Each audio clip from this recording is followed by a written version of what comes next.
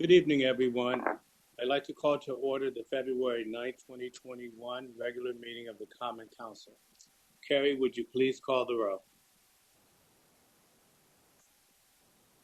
Mr. Bell. Here. Mr. Clark. Here.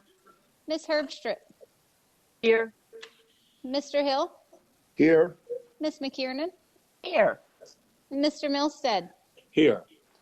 Mr. Sullivan. Mr. Veach. Here. And Mayor Smith. Here. Pursuant to and in accordance with the continuity of government ordinance adopted by Council, pursuant to Virginia Code 15.2-1413,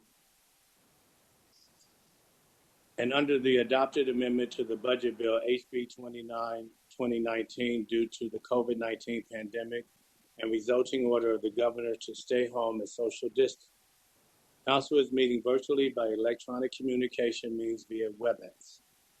Notice has been provided to the public and arrangements have been made for public access and public comment through electronic communication means. We will now observe a moment of silence and lead in the prayer in the Pledge of Allegiance by Vice Mayor Hill. Please stand.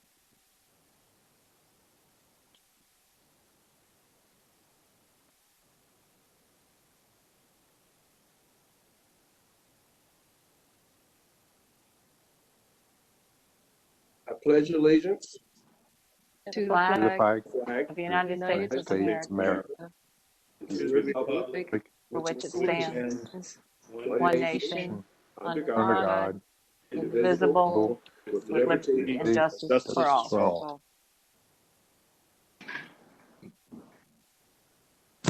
We have before us the minutes of the January 26, 21 regular and work session meetings. Unless there are edits, changes, or deletions, I will entertain a motion to approve the minutes. David, I'd like to say something if I could. Certainly. Councilor Veach? I know we're trying to go to not a verbatim minutes, but a shortened one where you're just recording the action. But in reading, I know there's a lot of state code about it, but reading in our own city code, section 2-128, it says, the clerk of council shall keep a book to be styled the minute book in which shall be recorded the full proceedings of each and every meeting of council. So I think we may consider modifying the code before we go this route, or otherwise it appears pretty obvious that we're in violation of our own city code. All right. Thank you, Councilor. Sure.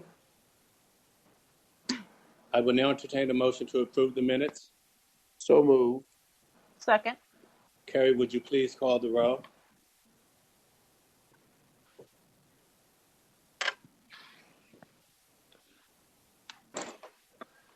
Mr. Bell. Yes. Mr. Clark. Yes. Ms. Herbstrip. Yes. Mr. Hill. Yes. Ms. McKiernan. Yes. Mr. Milstead.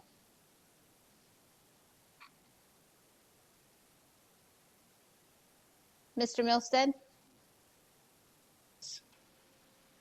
Mr. Sullivan? Yes. Mr. Veach? No. And Mayor Smith? Yes.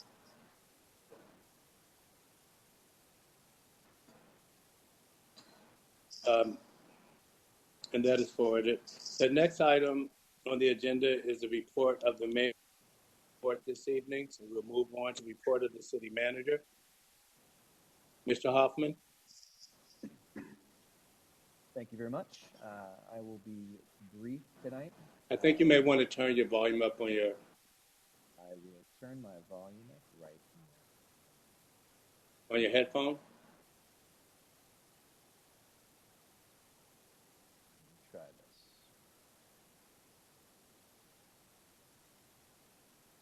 Let me try speaking up. Is that better? Yes. A little. Is that- It's this one. It's the mic in here. Give me just a moment. Actually.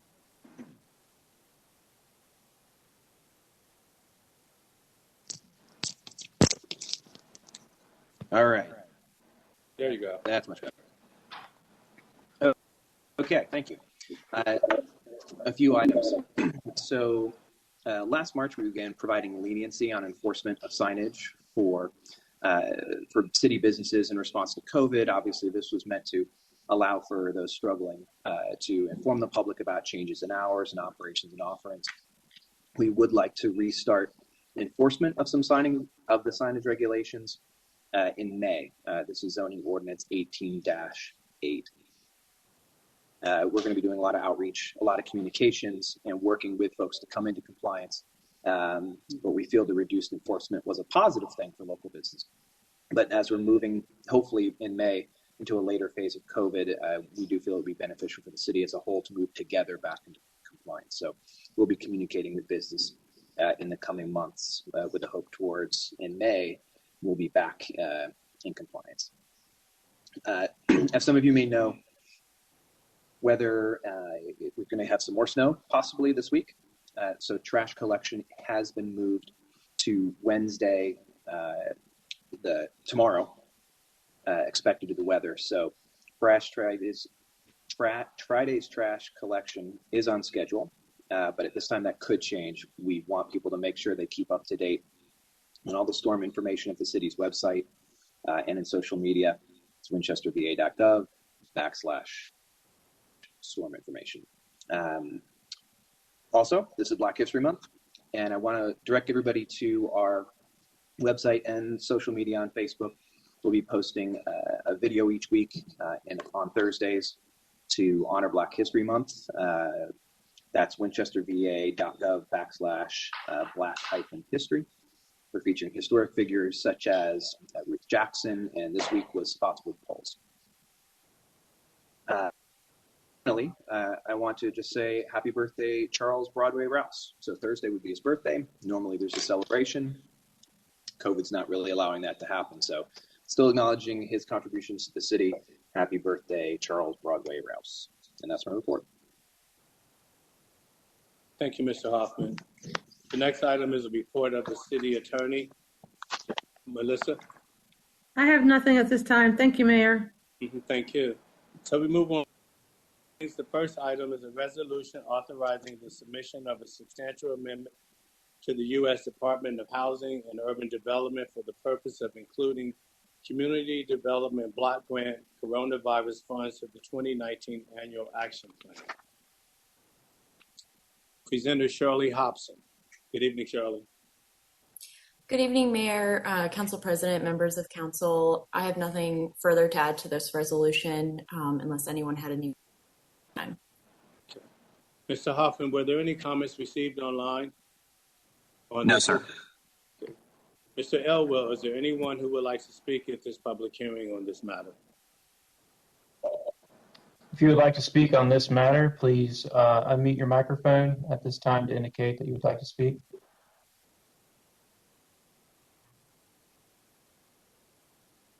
Seeing none, Mr. Mayor.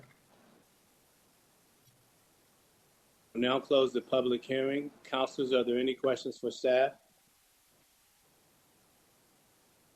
What is the pleasure of the body? I'd like to make a motion to approve. Veach. Second. Hill.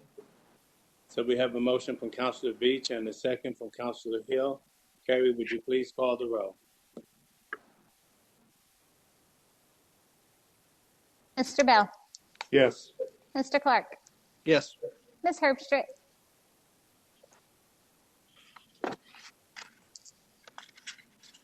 Ms. Herbstritt, Yes. Mr. Hill, Yes. Ms. McKiernan, Yes. Mr. Milstead, Yes. Mr. Sullivan, Yes. Mr. Veach, Yes. and Mayor Smith. Yes. And that is forwarded. Thank you. Thank you, Shirley. Have a good. The next item is the second reading, RZ-20-387, an ordinance to rezone 22.7 acres of land at 441 Linden Drive from low-density residential district to low-density residential district with planned unit development overlay district.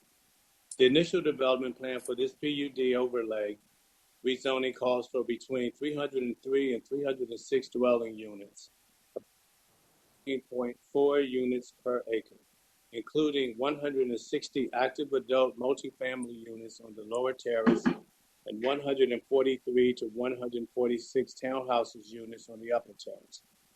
The comprehensive plan identifies this area as a redevelopment site where PUD is encouraged. Presented by Mr. Humes. Good evening, Tim. Good evening, Mr. Mayor and members of council. There are no changes to this request since what you reviewed at first reading 2 weeks ago. And the applicants are on this session. If there are questions for them or for me, I'd be glad to entertain those. Thank you. Thank you. Mr. Hoffman, were there any comments received online on this issue? No, sir.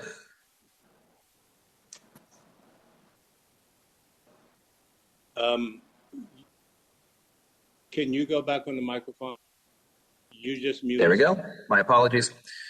There was one comment received online. Given the volume of total comments we received for this meeting, though, we are referring people to the minutes. This is part of the full comments are available in your packets. Thank you. Mr. Elwell, is there anyone who would like to speak at this public hearing on this matter? We do have one person signed up to speak.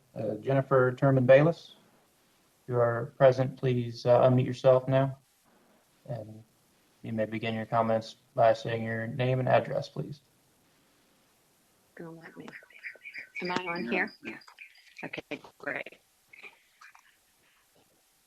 Can you see me? Ms. Bayless, you can start now, please. All right. Oh, I see. And you have 3 minutes. Yeah. Okay, thank you. No neighbors. Great. Okay. Hi. No neighbors around Linden are in favor of changing the zoning. This will just be another outsider who doesn't actually live in Winchester profiting from the city and the neighborhood, and the city will be left with all the fallout. Many of the older people live in this neighborhood, and Whittier will absorb a lot of that traffic, and then acquire technology to redress government is really unfair to that population. So I don't think any decision should be made until in-person meetings can be resumed. So these folks will be able to voice their opinions as well. Thank you. Thank you. Oh, also, my husband would like to speak, but we have had so much trouble with technology. Can I just hand him the phone? No. Okay. Oh, wait, he's on here. Okay, never mind. I'll let him. Thank you. Thank you. Mr. Elwell, was there anyone else?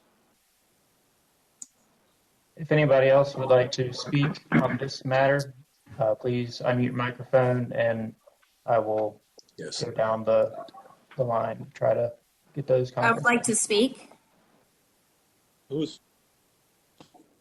It's Melissa Barker. I would like to speak. Yes, please state your name and address, please.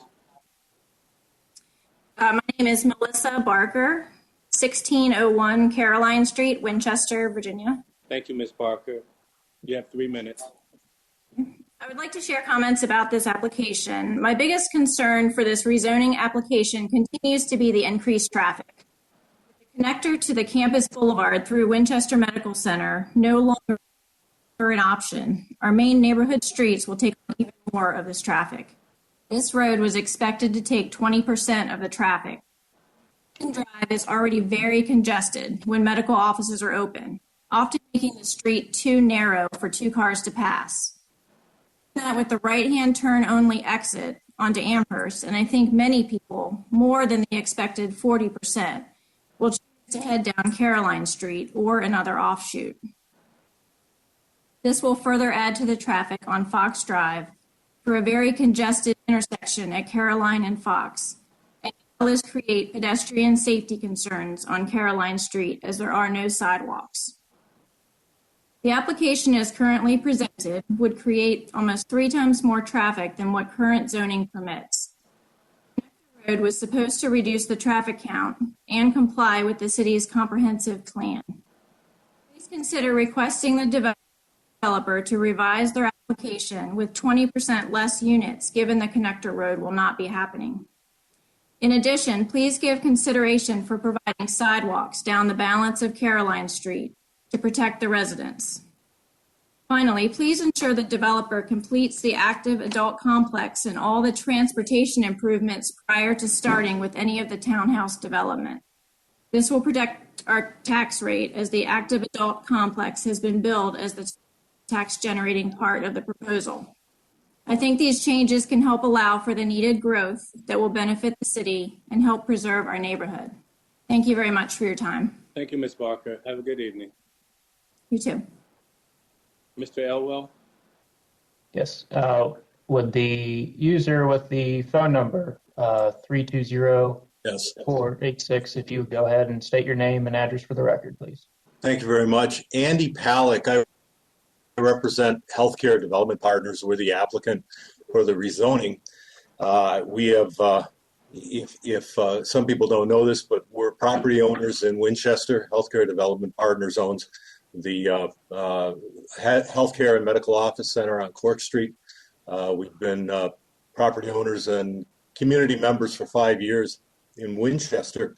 The comprehensive plan for the city of Winchester specifically talks about creating a vibrant, high quality, higher density, suitable living environments. And we believe that we're providing that in a very positive way. We think the mix of uses, including active adult, which is relatively new to this marketplace, and the townhomes, which will be a variety of styles at different price points, that we think create it adds supply and really keeps Winchester affordable. As Winchester grows and adds more people, they need places to live, and we think we're going to be able to provide that option. We're providing a significant amount of green space. We're going to provide a traffic circle at Linden and Caroline, and that of course requires agreement from Shenandoah University, but we believe that they're very supportive of that. We think that'll help with traffic, and we're also we do want to point out that that this development's not requiring any subsidies from the city. It provides a positive fiscal impact, and it takes a tax-exempt property and makes it taxable. And we think it's a win for the community as a whole. There is a phase-in plan, so we will construct the active adult first if we achieve the approvals necessary to do so, and we'll phase in the townhomes, over a period of time. But the active adult, it's our commitment to do the active adult first, and that is that's a leader for us. So we're excited about it. We want to move forward as quickly as we can upon approval, and we thank you very much for your consideration tonight. Thank you, Mr. Pollack. Mr. Elwell, is there anyone else? If you can say. I believe Mr. Brian Bayless, would you like to speak on this matter? Yes, I would. My name is Brian Bayless. I'm at 286 Linden Drive. My concern. Good evening, Brian. I'm sorry? Good evening, sir. How are you? Oh, thank you, David. Yeah, I'm concerned really because there was, at the corner of Amherst and Linden, there was, I guess, a variance given to the bank there.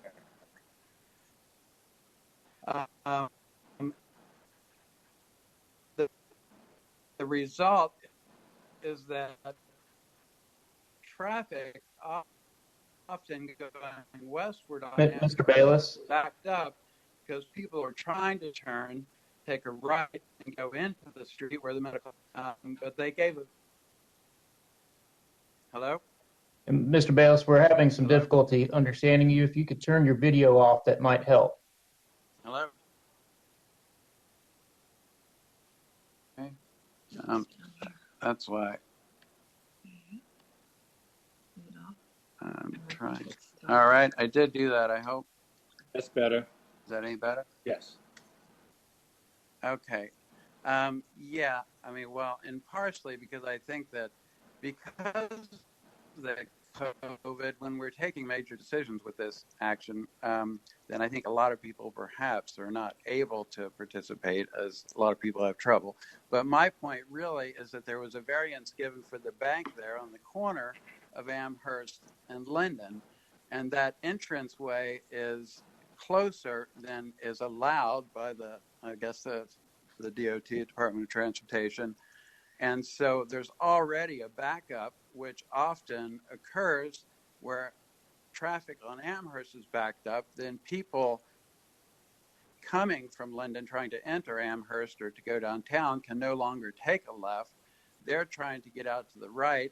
They can't because the people are trying to turn into the bank. And so there becomes a rather difficult situation from people exiting Linden trying to get on Amherst and people coming westward on Amherst just trying to get through. As a result, if you want to take a right and go into town, you have to go up to the stoplight, cross over lanes of traffic, get into the stoplight, and then make a U-turn and go back on Amherst. Now, this was already done, but unless there is some way that we can correct that situation, I don't think how you can allow any more traffic on there on Linden, and that's going to be probably the main route that people would be taking in and out of there. Now, of course, as the other speaker had also said, there are no sidewalks or very little on Linden Drive on either side.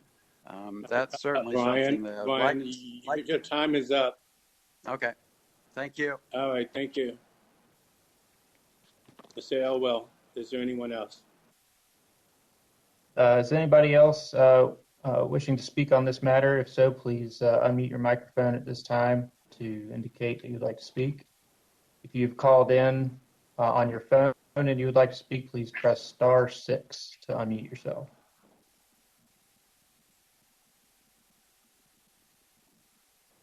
Seeing no, we have one call-in user.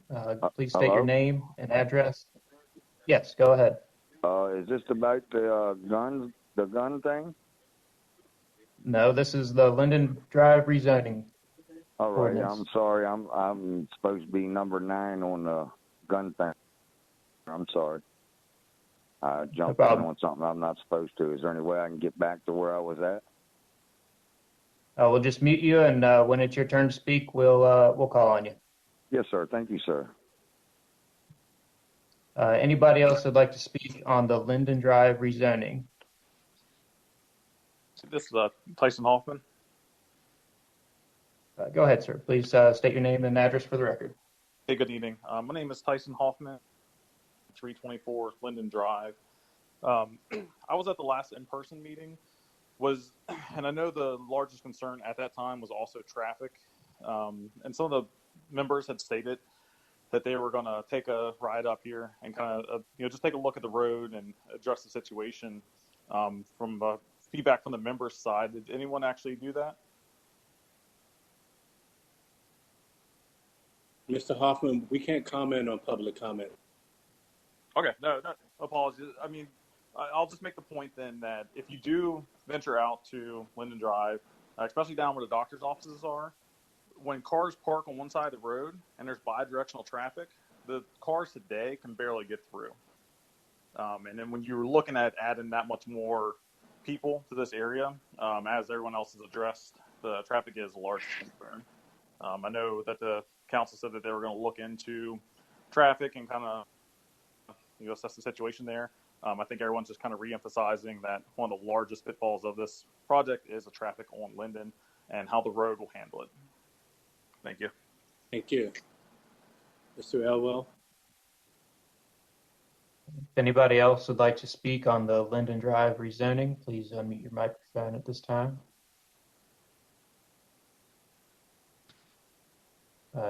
Seeing none, Mr. Mayor. Okay.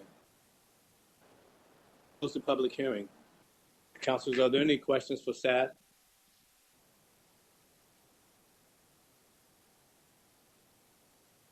What is the pleasure? Mayor Smith, Councilor Bell. Councilor Bell? We heard twice from two constituents that would be impacted by the traffic on Linden Drive. about the street parking just down near the medical offices towards the lower section of in the area of the proposed project. But can staff address is street parking allowed on that area? Is it encouraged and or discouraged if it is allowed? Can we speak to that? I know those properties are relatively newly constructed and should be conforming to site plan requirements on on-site parking. So if we can just address that I know that's not part of this particular project presentation, but I think we need to understand the implications of those prior projects and the impacts they're having. Mr. Humans? Yes, thank you. We did discuss that among staff. I sent an email to Mr. Perry Eisenach and to Public Works Director Justin Hall and to others in Public Works Department. And we are going to look at striping off the parallel parking lane. It is permitted along the side of Linden Drive down where the RO1 office development is. But we feel that a striped parking bay will help to define where the parallel parking should occur. And then also striping a center lane will help to make it safer for traffic that is passing on the road. Lastly, I do want to note that we have proffers from Valley Health such that when they develop the property along the west side, they are obligated to do pavement widening, curb and gutter installation, and sidewalk installation. Thank you. Is there any other questions for Tim?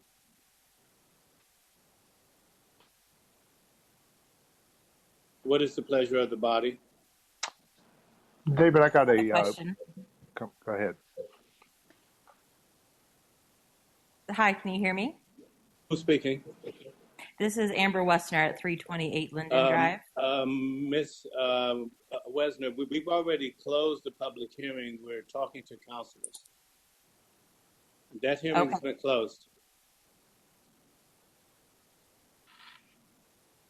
Councilor Beach? You've muted yourself. I like the project. I just don't like the way it is shaped right now. I think it could be smaller. It's called new urbanism, but there's no commercial in there. New urbanism is defined as living, a little shopping, maybe even working where you live. We don't have that. There's some still lack of details that we haven't gotten yet. But the biggest thing I'm concerned with, and as the citizens repeatedly have expressed their concern, similarly, is the traffic. If you read our notes, the staff even put in there the comprehensive plan recommendation. It says the access from the active adult living center to the campus boulevard and into Route 37 to the west represents an effective way alleviating traffic increase on Linden Drive, while also assuring Linden Drive and Caroline Street do not become new cut-through corridors for trips to and from northern end of WMC. It's easy to put something like this over there when you don't live or know the area, but to understand that area, there's no sidewalks. You go down Caroline or down Linden, or on Caroline down that hill, there's no sidewalks, very dangerous. And then we're adding these more traffic. And even with the staff's comment there, that without that exchange, it's going to cause more traffic on Linden than Caroline. So I can't support it unless it got smaller. So I'd like to hear from others, but if not, I'll end up making a motion to turn it down at this time.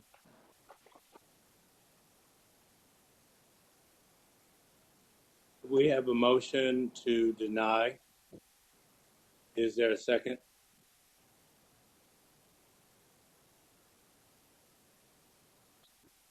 That motion. I will ask for another motion.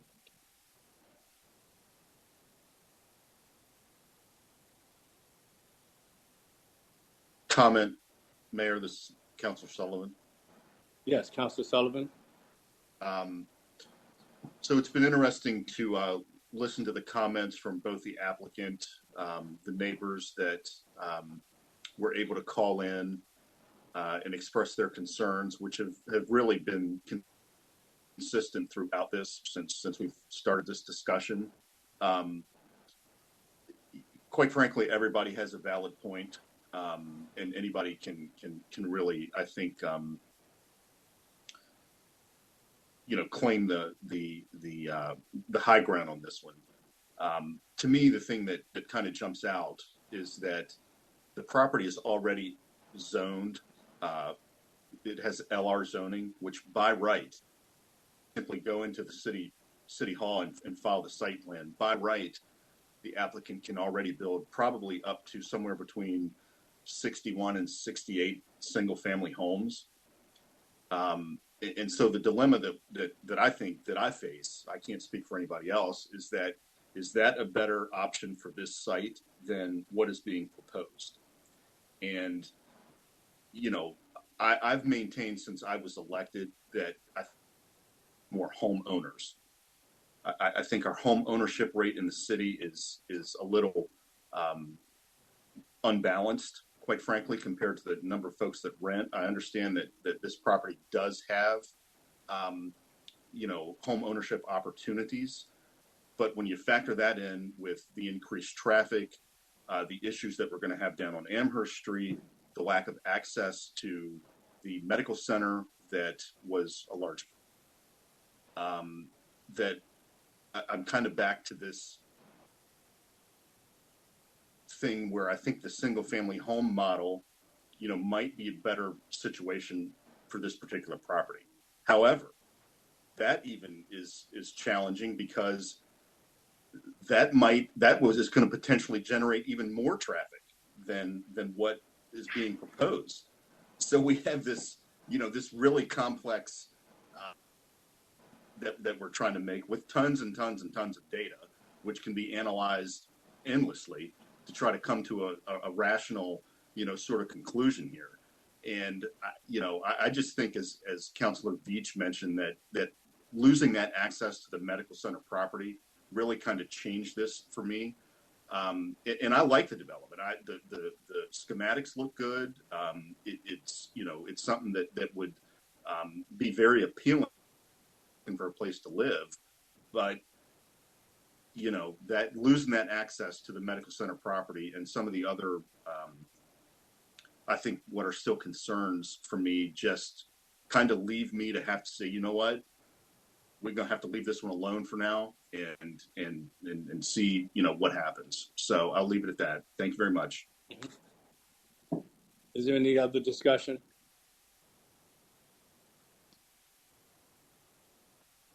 Mayor, Councilor Hurst. thank you. So I think, I think the consistent challenge that keeps coming up is the traffic. And I guess, I like the project. I like that it's got active living. I like that it has a mix of duplex and townhomes, that, having some green space there, having,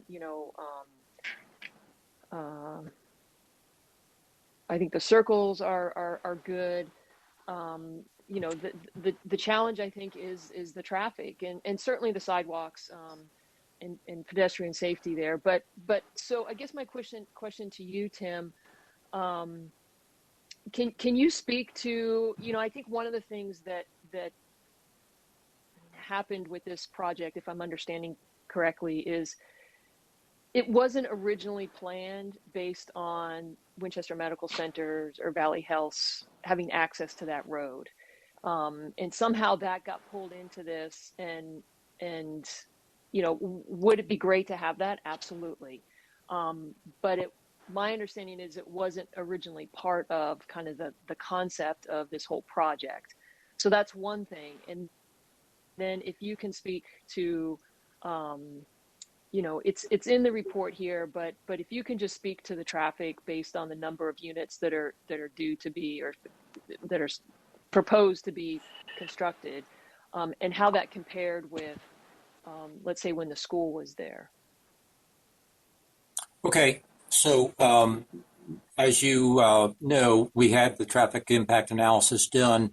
The initial traffic impact analysis did anticipate a gated access that was estimated to carry maybe 20% of just the active adult. It would not have handled any of the townhouse development, the 143 to 146 townhouse units.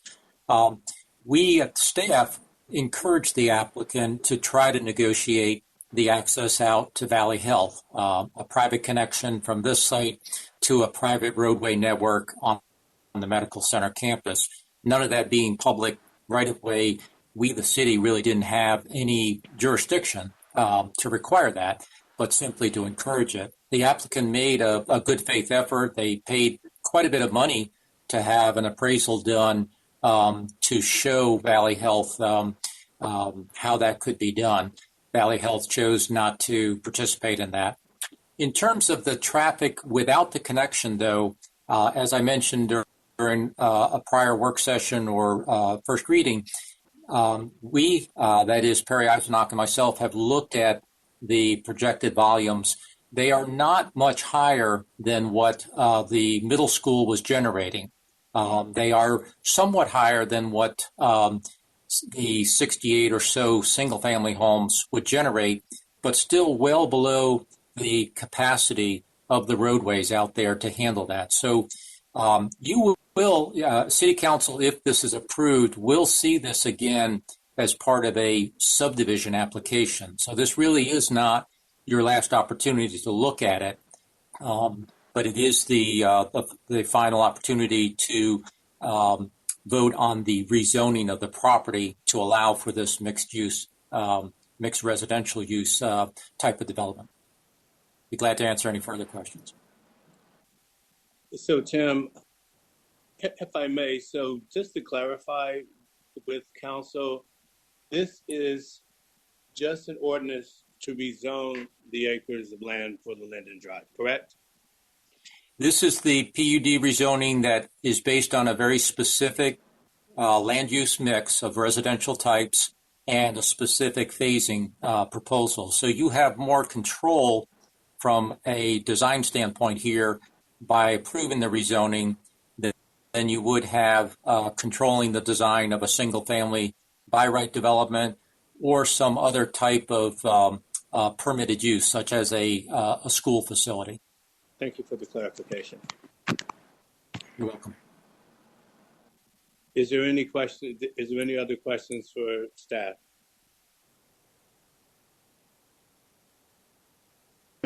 No question specifically. I just wanted to point out from what Corey mentioned. Yeah, I mean, it would be great if that interparcel connection with the Valley Health campus could have worked. And it's unfortunate that it couldn't have. I know it resides in our comprehensive plan, and as Tim pointed out, merely as a suggestion because we don't have any control over that property. Valley Health has every right to agree to participate or not. If they're not going to participate on this, we have to assume they're not going to participate on any development or any connection that would support any development of that property. So we cannot rely on that. And I also appreciate Tim mentioning that it was only 20% of the projected traffic that would from the active living component that would benefit or utilize that gated access. So yes, while it does provide some additional impact on our road infrastructure, it is not the reverse of where 80% was going to be added back on. I do think this is a good project. I think it's been vetted out through the staff process and through the planning commission, and we kind of have to applaud their efforts to get it this far. Yes, there are concerns. I would hope that we would take that into consideration and accelerate infrastructure projects of the city for sidewalks on Caroline and other areas in that neighborhood. It would be beneficial and necessary and create a better quality of life. But I like the idea that this is going to put this property back on the tax rolls. I really appreciate the phasing that is being proposed, and I really want to put some kind of pressure on health development partners to be that community partner that will address issues as they come up during construction and be a good neighbor in getting this project developed, built, and sold. And again, the idea of home ownership and the density that we're able to get on there, 65 single-family homes on that parcel. We're a landlocked community. We cannot be that cavalier with the densities that we have. So creating the densities are going to allow us to maintain more affordable housing and more housing options. So I will certainly support this project. I appreciate Tim's reference that we'll have opportunity to take a look at this again as they go through their final approvals. Is that your motion? If you're wanting other people to have comments on it, I'm prepared to make that. I've already asked for comments. I'm at a motion stage. Okay, then you can accept that as a motion to approve the rezoning. Is there a second?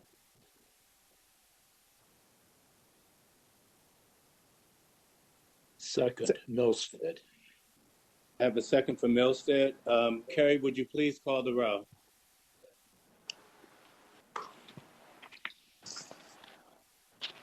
Mr. Bell? Yes. Mr. Clark? Yes. Ms. Herbstritt? Yes. Mr. Hill? Yes. Ms. McKiernan?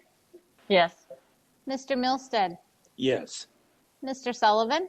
No. Mr. Veach? No. And Mayor Smith? Yes. And that moves forward. Thank you. The motion passes.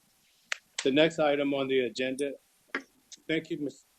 Tim, here again. Yes. Yes, I'm here. Tim, thank you. Thank you, Mayor. You have a good evening. You too. Wanted to make sure that I didn't have him on again. The next item is the second reading, an ordinance to amend Chapter 16 of the Winchester City Code, adding Section 16-34 pertaining to possessing, carrying, or transporting firearms places.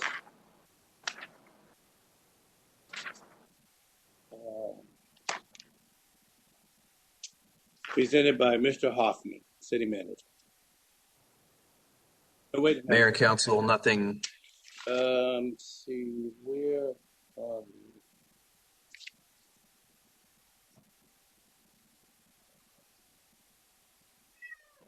we? That is the next item, isn't it? It's the next item. That is the next item. Sorry, go ahead, sir. Mr. Hoffman. No problem. Nothing new to present. It is the same as presented at first reading.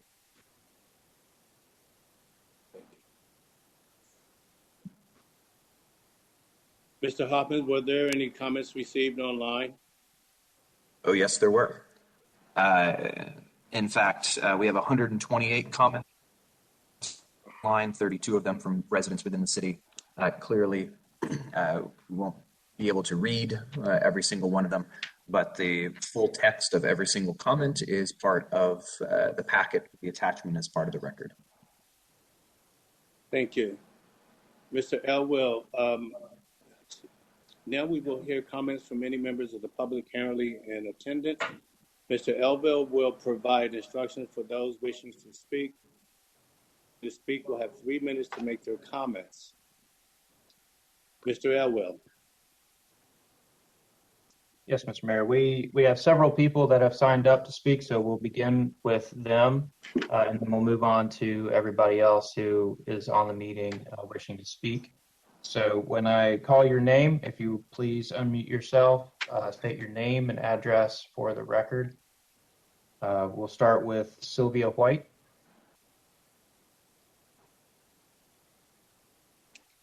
Can you hear me? Yes, please state Okay. your name and address. Hi, my name's Sylvia White, and I live at 3500 Cedar Creek Grade, Winchester, Virginia. Which is the zip code, please? 22602. Thank you. Members of City Council, I want to thank you in advance for considering my comments. As a gun owner, concealed handgun permit holder, and expecting mother, and someone who works downtown in a law office along the Apple Blossom Parade route, I feel strongly that this proposed ordinance passes. It will affect my basic rights to defend myself, often at times when I may be most vulnerable. While this ordinance will negatively affect my right to defend myself, it will come with no upside. I believe if it's intended to stop gun violence, that there's good news. There are already laws in place to stop such violence. If it's intended to stop gun owners from doing something with a firearm that may scare others, also good news. Such conduct is already a crime and known as brandishing. If it is intended to cut down on assaults, I believe that assault is already criminally punishable. In fact, this ordinance, if passed, will do nothing to prevent crime, in my opinion, but will hugely curtail the rights of law-abiding citizens to Winchester. I also believe that this will result in potential criminal consequences to normally law-abiding gun owners who choose to attend and support Winchester permanent events, not knowing that Winchester has taken an anti-gun action by passing this ordinance.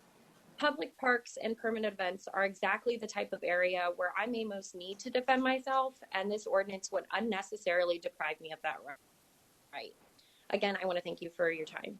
Thank you, Ms. White. Have a good evening. You too. Mr. Elwell.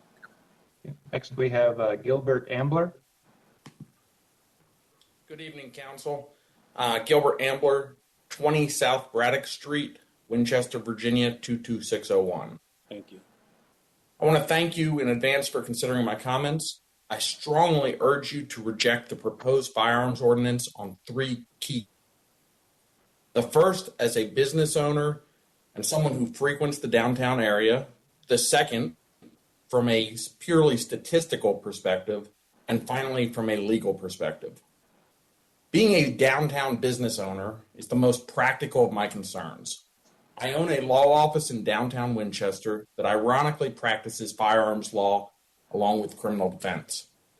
At times, I anticipate that permanent events will occur in areas adjacent to my office that would be covered by this proposed ordinance. As a matter of practice, I choose to carry a firearm when I come to work in the mornings, and if a permanent event area occurs that would outlaw my ability to carry that firearm into work that day, and in the event that that occurs, I anticipate that I would likely shut down my office space for the day and not come to work that day. As a practical matter, this would affect my bottom line.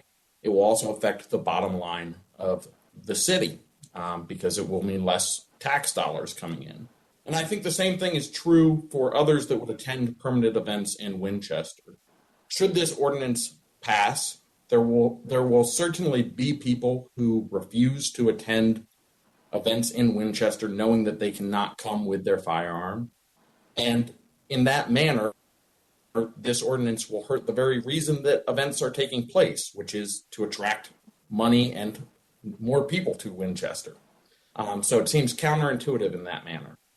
From a statistical perspective, those who lawfully carry a firearm are not your problem. Multiple studies by figures such as Dr. John Lott have shown that those that are licensed to carry a firearm commit crimes at a far lower rate than just about any other subsection of the population, including the police.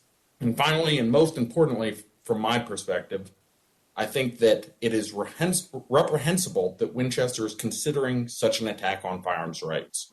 Keep in mind the constitutionality of Virginia Code section, which authorizes ordinances such as this, which is 15.2-915, is currently being challenged and being litigated in Fairfax. It remains to be seen how that litigation will turn out, but there's certainly a possibility that the courts will rule this type of ordinance unconstitutional.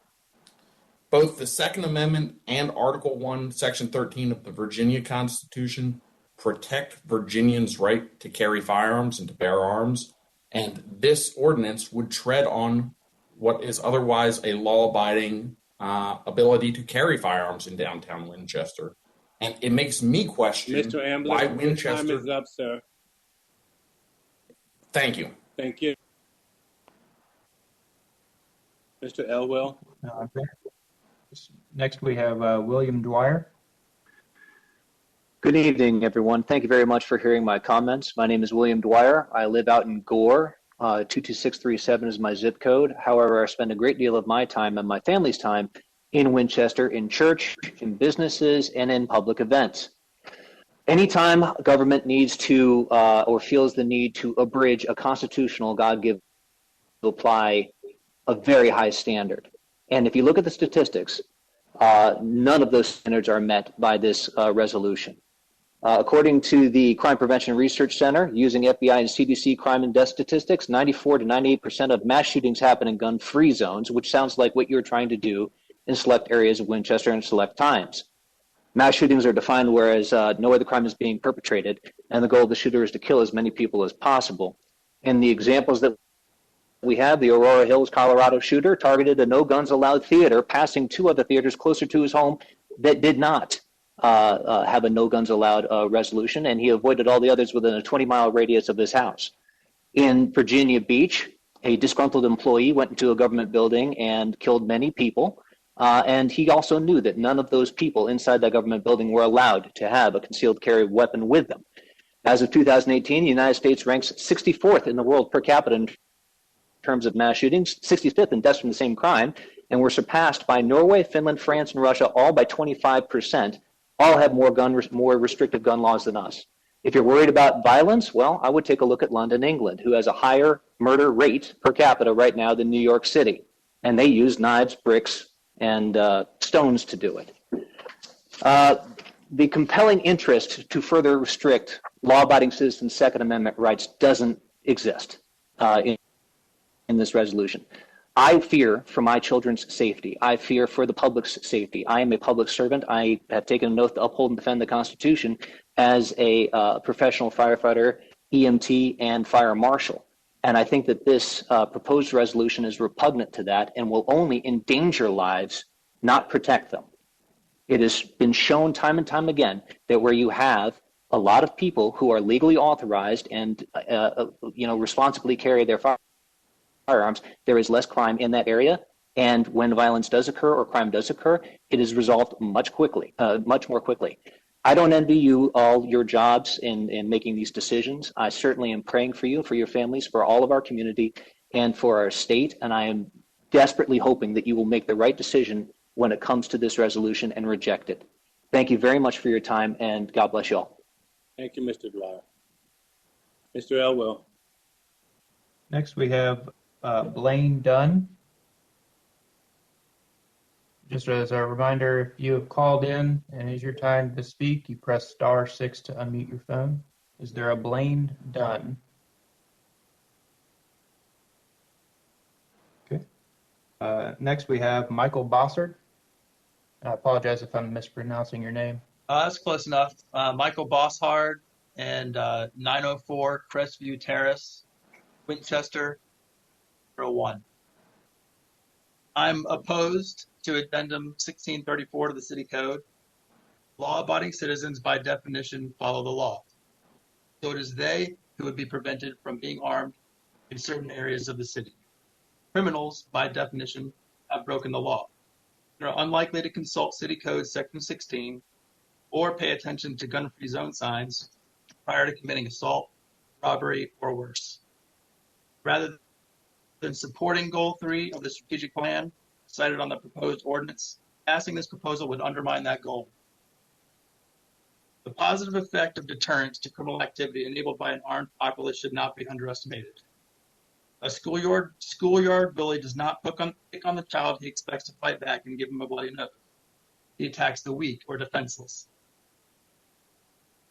A strong military is an effective deterrent to being attacked by a hostile adversary. The credible threat of retaliation deters a weaker nation from attacking a stronger one. The similarity of these examples illustrates that rather than promoting and improving public safety, this proposal will remove a key deterrent to criminal violence. As good as our police department is, An officer cannot be everywhere at all times. A criminal who knows he can commit a crime in a gun-free zone without the threat of retaliation by an armed offender is more likely to commit that crime. More concerning than the loss of a deterrent to crime is the erosion of individual liberty this proposal causes. We need to take a step back and remember that we are all beneficiaries of fundamental freedoms granted to us by our Creator, and we need to jealously guard against the loss of those freedoms. The Declaration of Independence states that governments are instituted to secure and protect these freedoms. This is an important point. Governments are not the grantors of life, liberty, and the pursuit of happiness. The human race has already been given those fundamental freedoms, and they exist even in the absence of any government whatsoever. We don't have liberty because the government gives it to us.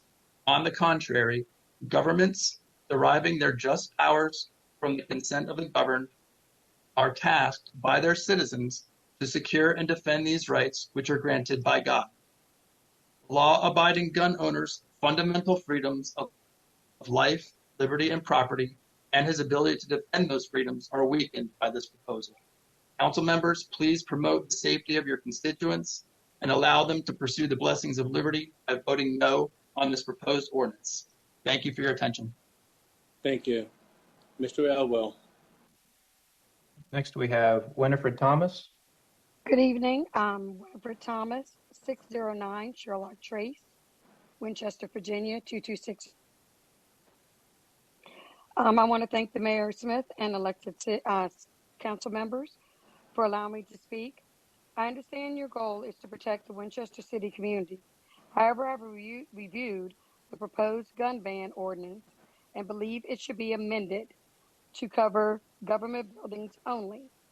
The presented document is a cookie cutter to Alexandria City gun ordinance. Although this may work for Alexandria City with the expanded gun ban on government buildings to include parking garage, roadways, streets, alleyways, and even ammunition alone without a gun, I do not believe this is the proper ordinance for Winchester City, as this proposed ordinance supersedes the Virginia concealed gun permit regulations and carries a misdemeanor penalty. I have to wonder if this is Winchester City's way to discriminate against law-abiding citizens that have obtained a legal concealed gun permit. As we all know, a criminal does not care about the law. Therefore, these restrictions only affect law-abiding citizens. Thank you for your time to allow me to address this issue, and I hope the ordinance is amended to protect all Winchester City citizens. Thank you. Thank you. Mr. Elwell. Next, we have Jennifer Turman Bayless. Hello.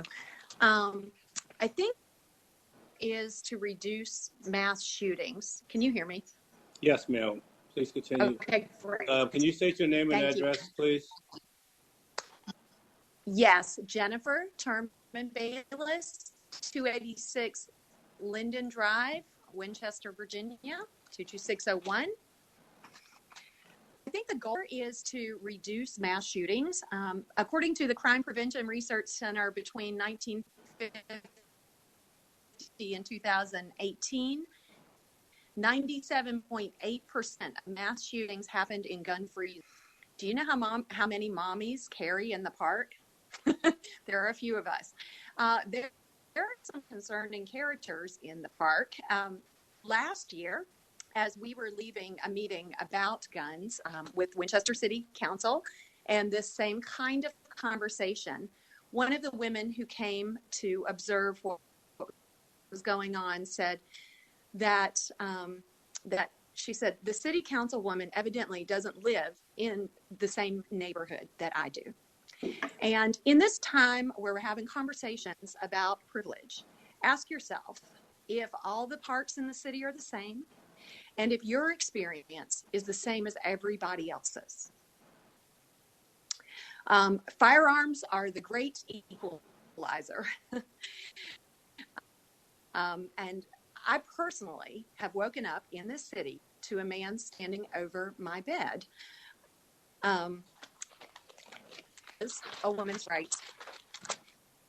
And it is important that you understand understand that shall not be infringed is not really up for debate. It's just because it doesn't make it lawful. And we have an inherent right to defend ourselves.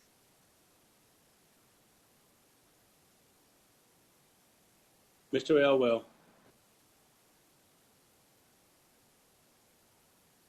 Yeah. Seems we've lost Ms. Bayless. Next on the list is Mark Stickley. Hi, my name is Mark Stickley. I'm at 324 West Whitlock Avenue, Winchester 2260. First off, I'd like to commend the city for its response to the Black Lives Matter protests last year. Some 631 cities across the country witnessed riots. Hundreds of businesses were looted and burned. But the Winchester event was safe and peaceful and truly a protest and not a mob riot. The reason? Strong law enforcement presence. City police, local sheriff departments, state police, and undercover officers made certain that no rioting or looting took place here. I did not know that would be the case. I didn't know what to expect, quite frankly. I kept my business open, but sent my employees home. I did what I needed to do to protect them and my business.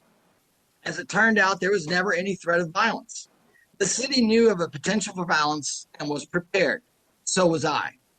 But what about the other times when protests have not been organized, when a solitary figure decides to open fire or heave a Molotov cocktail or a pipe bomb into a public space? There will be no police presence then. And how long will it take for them to respond? The proposal to prohibit citizens from bringing guns or ammo into government buildings will make everyone dependent on a police presence. Will there be more officers patrolling all the affected areas? Will response time be improved? I dare say neither will be the case. In the end, this ordinance will only serve to make our city a patchwork of gun-free zones. And for that law-abiding citizen, it will be nearly impossible to be prepared for a violent attack, which could happen anywhere. What if an attacker opens fire just outside of City Hall when you're coming out? Your gun has been left in the car because you couldn't take it inside or left at home. Come to think of it, will it violate the ordinance to leave a gun in the car on a city street or parking lot adjacent to the public building or park? How easy would it be for a law-abiding citizen exercising his Second Amendment rights to run afoul of the new ordinance and mistakenly take a gun where he should not? This ordinance will have the effect of making it very difficult for the average law-abiding citizen to stay safe anywhere, not just in government spaces. It will infringe on our liberties and deny us the right to self-defense. When police are minutes away and an attacker is seconds away, you will not have a good guy with a gun to step in and defuse a bad situation until law enforcement arrives. Quite frankly, this is a solution in search of a problem. I hope you will reject this ordinance. It's an ordinance which will only serve to make people less safe and potentially ensnare good people in a tangled weave of gun control laws that may make it impossible to navigate. Thank you for allowing me to speak. Thank you, Mr. Stickley. Mr. Elwell. Next we have Ernie Davis. Mr. Davis, if you've called in, oh, there you are. Thank you. Can you hear? Yes, sir. If you could just state your name and address, please. Yeah, my name is Ernie Davis. I live at 17 West Germain, Winchester, Virginia, zip code 22601, and I want to thank y'all for listening to me. Throughout everything I've been hearing, I haven't heard a few things. You know, it's like you look at like Virginia Tech School, you know, shooting and stuff like that. You know, you got one cop that stands in Hanley High School every day, and like last year, you know, they had people up there, and they were stating a child had a gun outside the school. And, you know, and it's like there's no really protections inside of government buildings for our children other than one officer, you know, and then it's like the one officer who is there to protect him, you know, and things like that when stuff like this happen. And if they take guns from different areas, you know, where you're not allowed to take guns, you know, there is a lot of officers that does show up on scenes by themselves. And then, like the one guy was stating that he stayed and defended his business, you know, I really appreciate what he has done because, you know, he pays a lot of money in this town to have a business. You know, this town does ask a lot of money for, taxes on the properties around here. I mean, if you come to my home at 17 West Germain Street, I probably wouldn't give you $20,000 for the raggedy house that I live in. And basically, it's like they charge me $131,000 a year in personal property taxes and stuff. That's what I pay on. And then you look at the aspects that you got, downtown area. I've been downtown. I've been attacked. And don't get me wrong, I'll tell everybody on here, yes, I am a gun handler. I'm a gun carrier. I hunt. I fish. I do all that stuff. And I'm pretty sure everybody in the world, I'm sorry that the people in the world that don't like guns, because, the first thing they're going to do when something happens is they call the cops, and the cops carry guns. So, I mean, it's like if you're going to prevent the guns from going in government buildings, what is that saying? The cops can't carry a gun in a government building? I mean, don't the law got to abide by the rules just like everybody else and the citizens? And, I don't think it's right. I mean, you look at the aspects out on Valley Avenue here a couple of weeks ago when the law was, had to put a man down for shooting at them and trying to shoot that lady cop. I think it was wrong for what the man has done. I think that it was wrong that he shot at the lady cop. And, the man got what he deserved. And, not being rude, I mean, I think, I have been around in situations, and I've sat and listened to scanners all the time, and I hear people call the law saying there's some pervert over in the park. I mean, if you think about it, there's been a lot of abductions going around here in Winchester, and a lot of abductions going around where kids are getting taken, women are getting taken. And I think everybody should be allowed to carry a firearm. And I think that the school system should have Mr. Davis, more your time is up. teachers. Thank you for your comments. Yeah, I know. All right, thank you. I didn't see 3 minutes on my clock. Okay, Mr. Elwell. That was everybody that we had signed up. So now we'll move on to anybody that is logged into the WebEx meeting. I'm just going to go down the line of participants for any non-staff members. So when I call your name, if you'd like to speak, unmute your microphone. If you don't wish to speak, then don't unmute your microphone, and I'll move down the list. So we'll start with Blaine Dunn. Thank you, Mr. Mayor, City Council members. I wrote you all a letter. Some of you received it. And I think that this is a good policy for the attempt it is trying to favor. I just don't think it's going to be effective. I wrote you the case where Kate Nixon unfortunately was killed in a gun-free zone, and we all sympathize for her. So I just say that unless we have a problem that I'm unaware of, please consider rejecting this. I have constituents in Frederick County that asked me to speak on their behalf, so that's what I'm doing. And where they are in Frederick County, the same action in Frederick County potentially it would be illegal in the parks or other areas. So I'd ask you to reconsider. We all want the area to be safe, but I don't think this is doing it, and therefore I'd ask you to please reject it. Thank you much. Thank you. Mr. Elwell. Next, we have Brandon Canadis.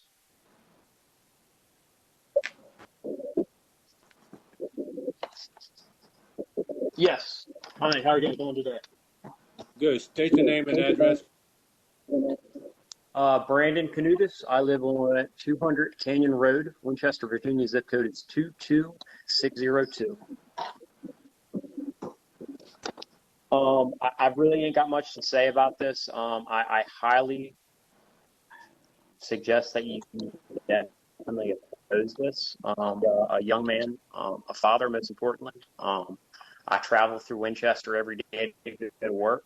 I take my daughter and my family into the city of Winchester, and I think it's wrong that you're going to take my right away to protect and defend my family against a felon that doesn't abide by these rules. All the wonderful people that have touched bases basically touched on everything that I'm going to say, but it's wrong that you're going to be able to take my ability to defend my family as my constitutional right away. And I really think y'all need to reconsider and oppose this. Thank you. Thank you. Mr. Elwell. Next, we have Kathy Ehlers.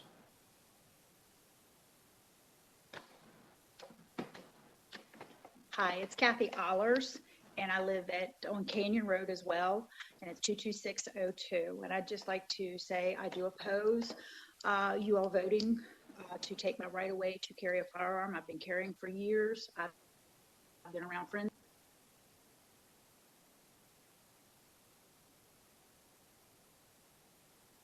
I take my granddaughter into town, into the park.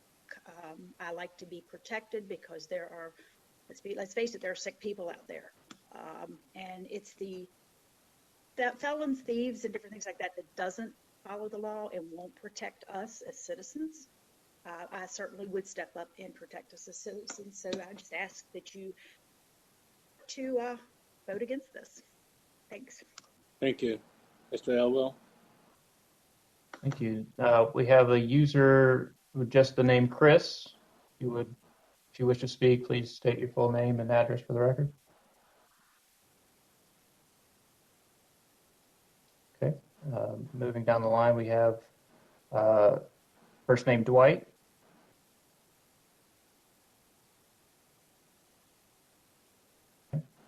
Moving on to Aaron Harvey. Yes, hello. Good Can you all evening. hear me? Yes, we can hear you. If you'd please state your name and address for the record. My name is Erin Harvey. I live at 1450 Picot Lane in Winchester, 22602. Your comment, ma'am.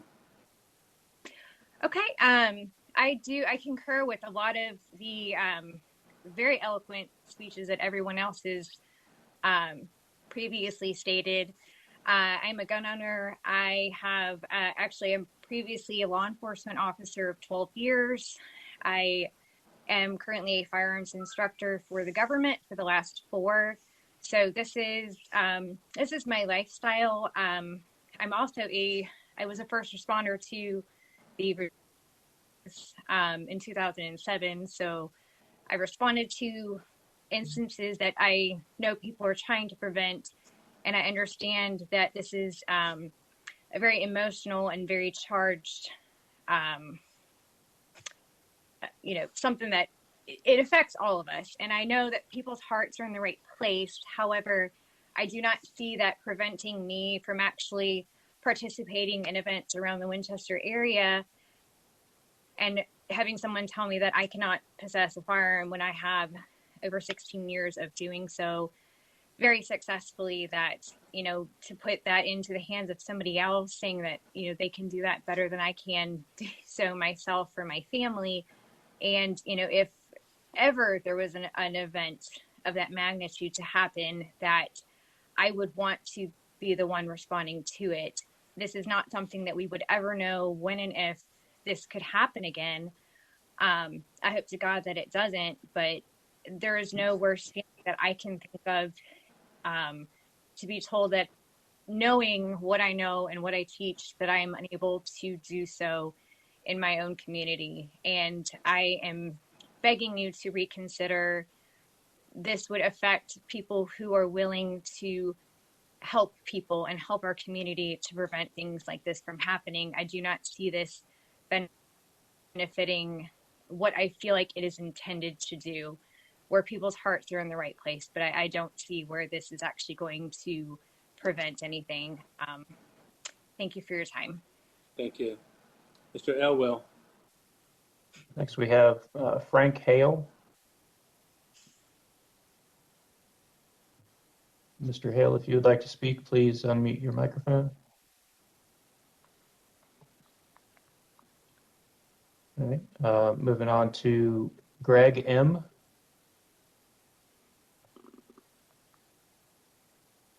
Greg M. Okay. Moving on to Gus Morrison. Mr. Morrison, if you'd like to speak, please unmute your microphone. All right. Jeff Rudy. Thank you, City Council members. My name is Jeff Rudy, and I live at 18 West Clifford Street, Winchester, Virginia, 22601. This is the first ward. I am here tonight to speak in favor of amending Chapter 16 of the Winchester City Code pertaining to firearms in public places. We should, in fact, prohibit the possession, carrying, and transportation of firearms in city facilities and public places. This vote tonight is important for our community, a vote for our neighborhood, and a vote for humanity. It is a resonating call not for extremism, but for the safety and well-being of a city we call home. We deserve the ability to enjoy our city without the Wild West mentality of a bygone era. Please prohibit firearms in city facilities and public places. It was a little over a year ago when we were here to discuss making Winchester a Second Amendment sanctuary, which thankfully was voted down. Please let me remind everyone of the extremism that very night when a man stood up Mr. and Rudy, can you shouted. hold on for 1 second, please? Yeah. Ms. Harvey, I think you still have your microphone on. Could you please mute yourself? Sorry, Mr. Rudy. Continue. Thank you. It was a little over a year ago when we were here to discuss making Winchester a Second Amendment sanctuary, which thankfully was voted down. Please let me remind everyone of the extremism that night when a man stood up and shouted, "If you vote against this amendment, there will be blood on the streets." I was there that night, and I was scared.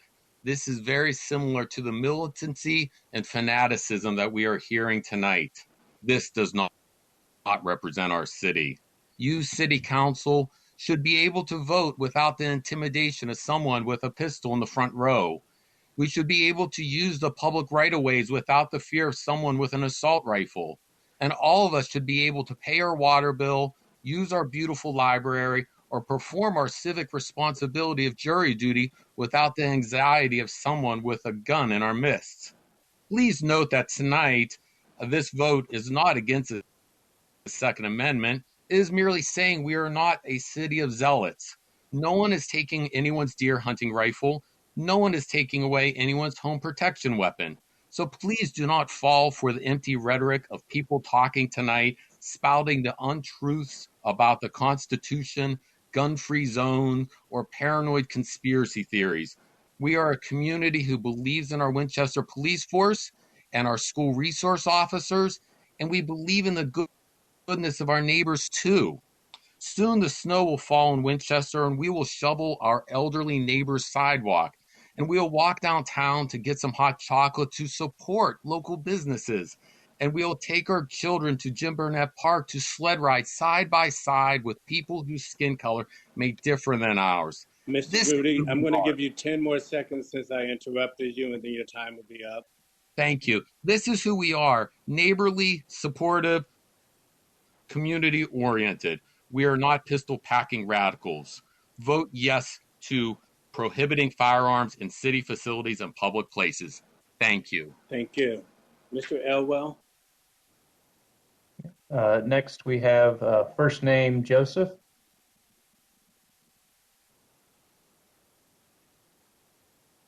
Yeah, I'm here. Okay, if you please state your name and address for the record, please, and go ahead and with your comments. Emmanuel, 258 Northumberland Drive in Stevenson, Virginia, 22656. And I'm sorry, I'm at work. One quick second. Thank you, sir. So I am a staunch supporter of the Second Amendment. The government of Virginia, Richmond, Virginia, has violated the United States Constitution with these laws that they put into place to take away the Second Amendment rights of citizens, the right to defend yourself. All you're going to be doing when you ban guns, you're just going to take guns away from law-abiding citizens. And the criminals will still have guns. It doesn't do anything to stop gun violence. It actually increases it in every city that has gun laws, like increased gun laws, like Chicago. Murders just increase. In Arlington recently, when they banned guns in the city of Arlington, weeks or days after that happened, shootings increased in Arlington. It's a statistic that when you have an armed populace, there is less violence. because people will not come out blasting when they know that when your neighbor could have a concealed weapon. You know, all these shootings around the United States happen in gun-free zones. And furthermore, I know some police officers in the area, and they're not going to enforce the law anyway. So even if you guys pass it, it's mute. The sheriffs won't enforce it. So that's really all I got to say. Thank you. Mr. Elwell? Yes. Let's see who's next on the list. We have Kendra Sarver. Kendra Sarver, if you'd like to speak, please unmute your microphone. Okay, moving on to Kristen Lays.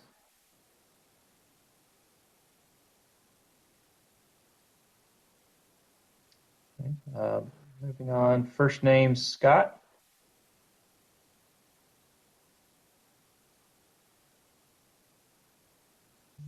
Moving on to Stephanie Ryal. Hello. Apologize if I'm mispronouncing your name. This is Scott Wagner, 103 Fairway Drive, 22602. I'm speaking in effect of the objection to the amendments to Chapter 16. I am a handicapped gentleman that does have a legal concealed carry permit, and my family and so forth do like going downtown, going to parks and so forth. What I see is you're going to try to ban the legal gun holders that have followed all the legal ways to be accepted to carry a weapon, whether it be a regular individual, retired police officer, retired military, any of the above. Okay. Yes, we try to think about our community and try to think that the people in our community are all going to be great, all going to be able to help the neighbor, all be able to go over there and shovel the neighbor's snow off their driveway or sidewalk or whatever you want to do. But we also know that there are those people out there that are kidnapping children, are being sex trafficking, or also causing, stealing, robbing, doing all those above. Do you think they're going to ignore the fact that you have a law that states that they can't carry in those areas? Well, who's going to protect me? Who's going to protect my family? Okay. Matter of fact, who's going to pay if something happens to my family in those areas where I couldn't protect them? Loss of limbs. What if it's a loss of life? Is the city going to cover that? There's no financial replacement for my family. Okay. But at least I know that I can protect my family whenever I'm in those areas, whenever I can legally carry a firearm. I am not in the Western area where you just pull out and start shooting somebody because you're upset with them. That doesn't happen. We legally carry to legally protect ourselves. And a lot of us are trained by people in law enforcement to be able to handle situations like that. So I strongly suggest and I please pray that you object to this and do not assign this amendment. And I thank you all for listening to me. God bless you. Thank you. Have a good evening. Mr. Elwell. Stephanie Ryal.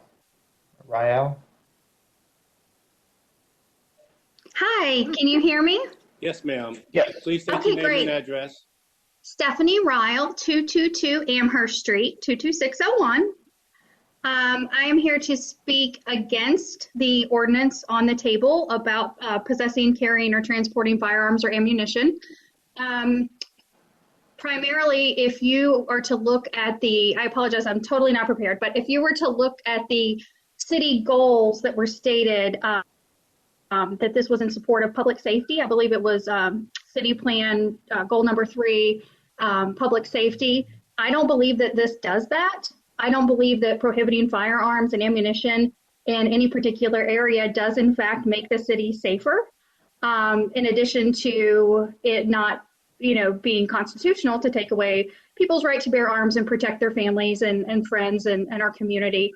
I'm strongly opposed to this amendment. There are a lot of people that are not extreme conspiracy theorists that still believe in the right to bear arms. And I believe that our founding fathers would very much like, be able to express how difficult life is when the only people who have weapons are the people in power. So I strongly urge you to not think about party lines, but to look at it from a constitutionalist perspective. And if people are truly interested in bringing our community together, this ordinance will really further alienate the very fragile relationships that we do currently have with people from different perspectives. So thank you for your time, and I please encourage you to talk to me if you have any questions, and to really think about this and its impact on our community. Thank you. Mr. Elwell. Brian Bayless. Yes, hello? Brian, state your name and address. You have 3 minutes. All right. My name is Brian Bayless. I'm at 286 Linden Drive. And I really have a problem with this ordinance because it doesn't seem like it's something that has originated here in Winchester. It's an ordinance which has been adopted that they've done in Fairfax or Alexandria. It's something that happened because of a newly elected Democratic legislature down in Richmond. And a lot of you know me. I don't want to vote on party lines, and I hope that this does not pass along party lines because it sets a very bad precedent that this is something which has been handed down to us. It's not something that the people of Winchester have asked for, and I really don't think that they've really even had a chance to look at what this means.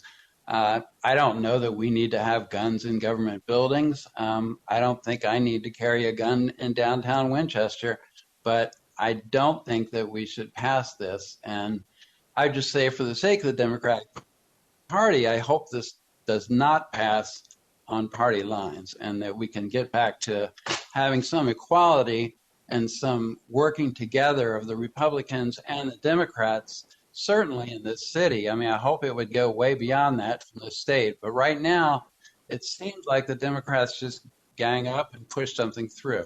I hope that doesn't happen here. Thank you. Mr. Elwell. All right, we have one call-in user. So if you have called in, call-in user number 3, if you would like to speak, please press *6 to unmute your phone.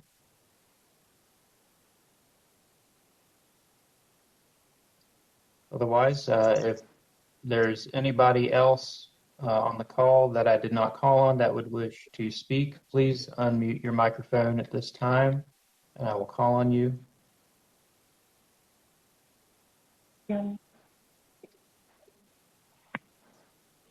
Yes, call-in user 3, if you please state your name and address for the record. Hello?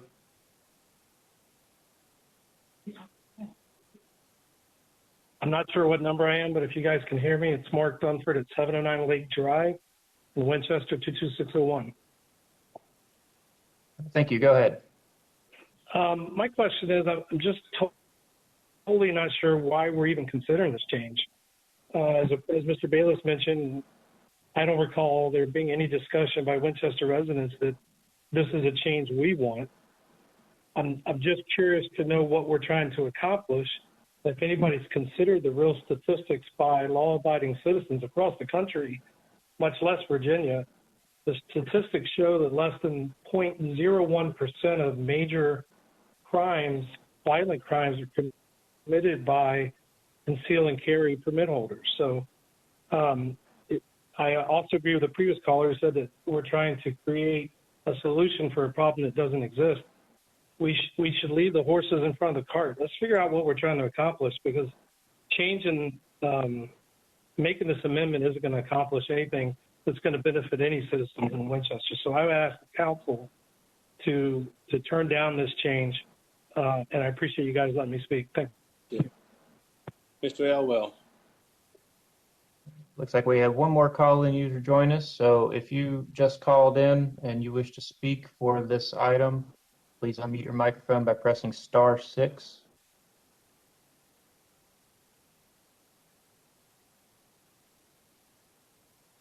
If not, Mayor, I believe that appears to be everybody that wished to speak on this item. Thank you, Mr. Elwell. I will now close the public. Councilors, are there any questions for Mr. Hoffman?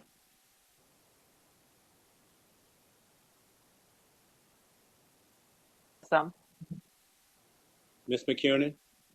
Hi, thank you very much. Council McKiernan, sorry. It's okay. This is a very difficult decision before us. And one that I agree there might be more questions right now. That I do have a couple questions. Some of them have been raised online to us through letters, some tonight. And so I'm asking for a little help either from Mr. Hoffman or from our attorney.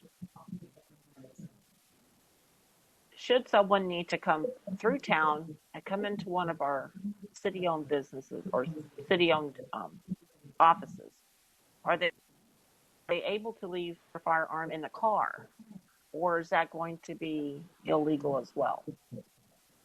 That's my first question. Mr. Hoffman? Yes, and Ms. Michelson, the city attorney, can jump in at any point as well. But my understanding, if somebody is coming into any city facility, they will need to secure that firearm elsewhere where that occurs. As long as it's not in a city facility, then they will have to find other accommodations for it. So can they leave it in their car and lock it up in their car and come in and do their business? I'm going to defer to Ms. Michelson as to Thank you. what the law states about storing a vehicle in a car. Well, the amendment to this ordinance doesn't prohibit a person from having a lawfully possessed firearm in their vehicle. It prohibits them from bringing that firearm into a public building and a park or community center facility. So yes, I believe, absent other violations, this ordinance does not address or speak to somebody possessing a firearm in the car in the parking lot. Okay. And when we speak of public parks, we're talking about not only Jim Barnett, but our other pocket parks throughout the city? That is correct.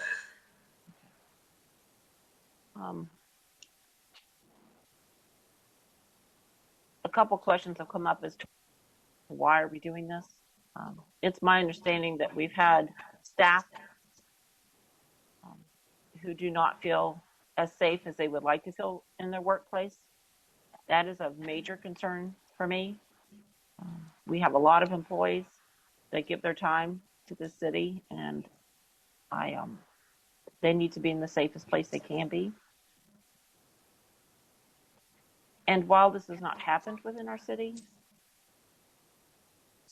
for me, a concern is that when a group peacefully assembles, has obtained the necessary permit to hold an event, and that event might be disapproved of by others in our community, as we have seen in communities around our nation.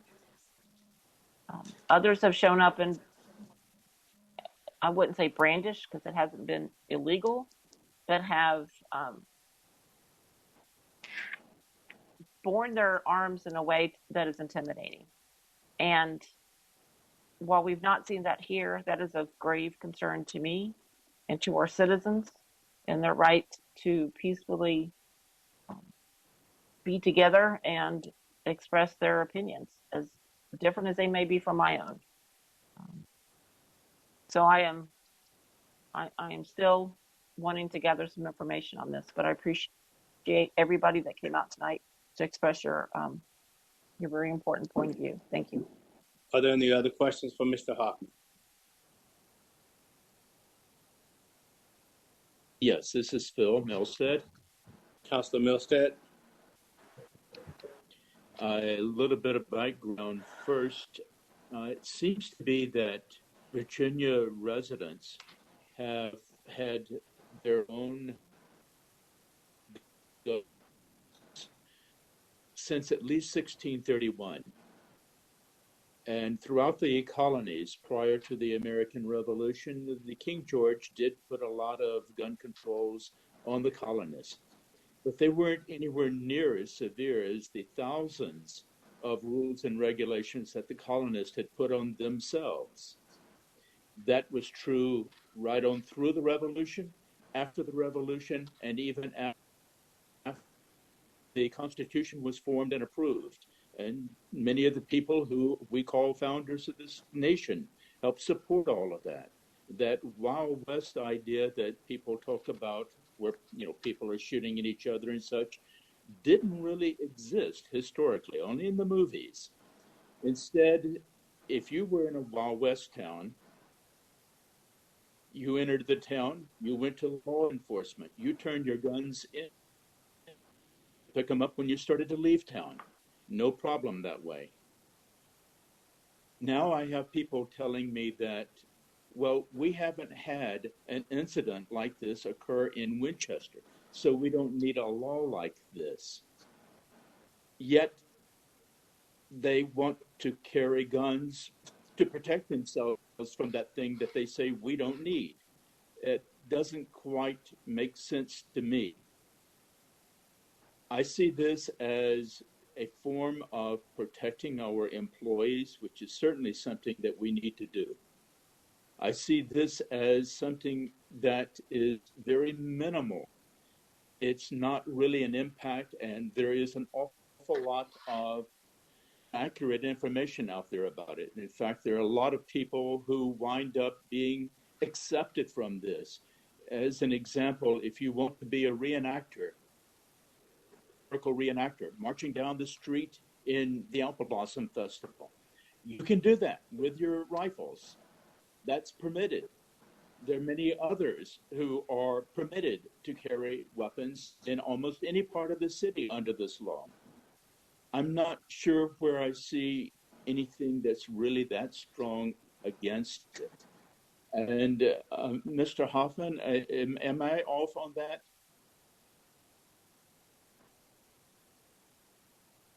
I'm not sure what exactly you're referring to in terms of being off on. This, I think, if you're referring to, is it violate the Constitution or the Second Amendment? Is that what you're asking me? I'm really asking, is this really all of that awareness of a regulation that we're putting on people? I won't comment necessarily on the onerousness of it. For some people, it might seem onerous. If I felt like this was an unreasonable regulation, I would say as such to all of you. But this is enabled by the state legislature.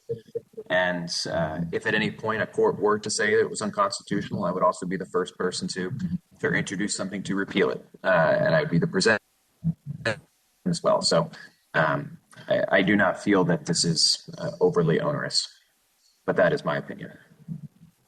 And I happen to feel that you are right that if the Supreme Court or any other court were to say this is unconstitutional, we would have to revisit it. That would be correct. All right, thank you. Question, Sullivan. Mr. Sullivan? Thank you, Mr. Mayor. I guess my first question to the city manager would be, how exactly does this make public employees inside buildings safer? Because well, if you're asking me to not to cut you off, because it is, as it's written now, regardless of what has been pointed out to us many times, the vagueness of how it's written, we're basically saying that it's a class 1 misdemeanor. So how does this really make anybody safer? So the way I understand it, and having of course heard all the public comment, I would say, just in my professional opinion, that if there's even that this prevents someone from having access to a weapon while in City Hall or one of our facilities in the heat of a moment, that's really about what many of these ordinances are all about. It's not necessarily about stopping everything. It's about that chance that when someone is either very angry about an ump's call at a little kid's little league game, or if they're here being denied a permit for some reason, in the heat of a moment, there's no access to a weapon. That's part of it. Is this a perfect ordinance that will stop and prevent, everything? Then no. Employees are already barred from carrying weapons to work. So I currently don't rely on members of the public or my staff to protect me. I rely on the law enforcement officers that we all pay, like the one currently sitting in. So in terms of will it make us safer, if there's a chance it does, then I see no problem with this ordinance. Okay, so that makes logical sense. However, it doesn't make much practical sense, because we know if we take into consideration what they do, for example, at the courthouse right across the street from City Hall, you have to go through metal detectors. That type of thing is what makes people safer, not necessarily, in my opinion, what we're seeing here. So at best, it's half-baked in terms of the physical facility, the building itself, and the people in the building.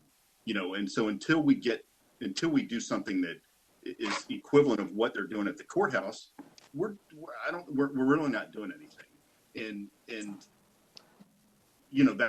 that's not what this does. I mean, I'm not going to belabor this because it's been a lot of comments. We all are pretty much probably set in our opinions. My opinion on this is the same as it was a month ago when it first popped up on the agenda. By the way, did it go to the Public Safety Committee, this discussion? No, the Public Safety Committee doesn't meet again until February. Okay, well, the whole reason we had committees was this month. I believe this type of thing could be vetted anyway. Oh well, maybe next time. I maintain now what I said a month ago, which is that all this does is there's good guys with guns and there's bad guys with guns, and this clearly gives the bad guys with the guns a distinct advantage over the good guys with the guns. And we just heard 25 or 30 good guys with guns call in and tell us why. And that's just where I'm at with it. I mean, this does absolutely nothing for people for the bad guys with the guns. I mean, gives them one hand up on, carrying out their sick, twisted, demented, whatever they're going to do to somebody. And they always, always, always, always, and they always will attack the most vulnerable, most defenseless, and most undefended people they can find. Always. And I appreciate your effort on this. I don't take this as a criticism. It's my opinion. We're going to agree and disagree in life. That's the way it is. But this one is I'm just not there with it. And I'm just not going to support it. So thank you. Thank you. Is there any other discussion? I have a couple questions, Mayor. Councilor Bates. Thank you. Dan, real quick, I think it was a work session. I asked for if there was any history of where a firearm has been used in committing a violent act on any of these properties. And I think at that time you had said no. Does that still hold? Since you last asked, yes, I do not believe we have any incident of gun violence within city halls or city facilities that I'm aware of. No. Okay. Which is kind of reassuring that there hasn't been any almost 300 years or whatever we got the data back to without gun bans guns being banned or firearms being banned in these facilities. We have not had an incident. I know that some cities that a lot of cities you see in the newspaper that have guns completely banned in the cities have a high gun violence crime. I heard also this is vague, Dan. Where would we compare this to in other municipalities in Virginia? Where did we get the wording? This wording came directly from the state. So the state legislation enabled it, and we pulled it directly from the state.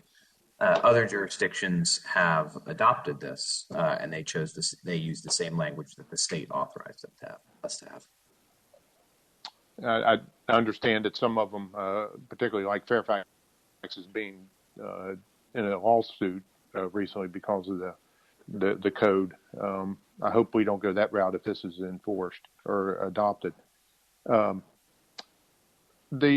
My understanding is our oath as counselors says that we support the U.S. Constitution, but also the Virginia Constitution. Is that right? I believe so. Yes. And it can be argued that this ordinance can be in violation of that. So if one of the counselors supported this or voted for it, they could actually be in violation of their oath. I know that you've mentioned this safety study, which I had never heard of until you mentioned it on this. I don't recall ever getting a copy of that, even though it started in October of 2019 for our staff. Can we get a copy of that, the results of it, the full results sometime? Yes, we'll be presenting that at a public safety committee in an executive session. I guess me, for one, I can't support this, Dan, as it is, but if we see that safety report and we get a safety solution that's holistic instead of just a little piecemeal at a time, I'd feel a little bit more comfortable about the whole solution instead of just one little piece at a time. But thank you for bringing this forward. I appreciate it. And I will just take a quick point of personal privilege and say, I always appreciate the dialogue and conversation among the council. I feel like it's a constructive dialogue. So just because I happen to be listed as the presenter on this one, I welcome all feedback, critical or otherwise. Is there any other discussion? Thank you, Councilor Veach. Question? Oh, sorry. Go ahead, Kim. No, go ahead. Go ahead, Judy. There does seem to be some points that need to be clarified. There seems to be some research that we haven't had access to, and this has not been vetted by the Public Safety Committee.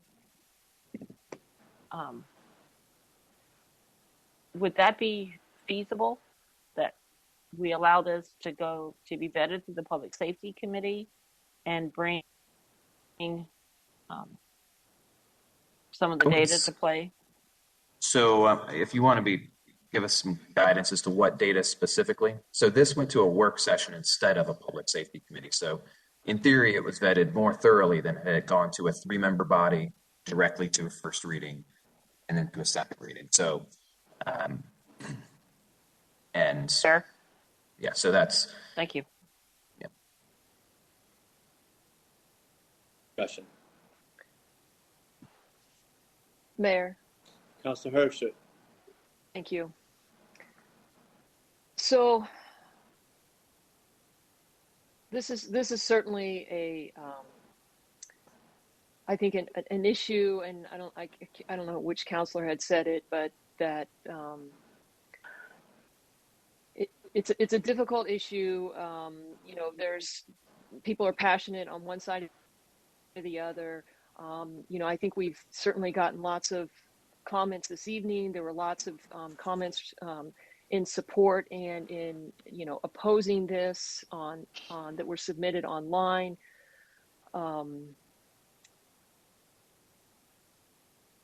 I think that depending on where a person falls with regards to what you think about it or what you believe or whatever, we can all come up with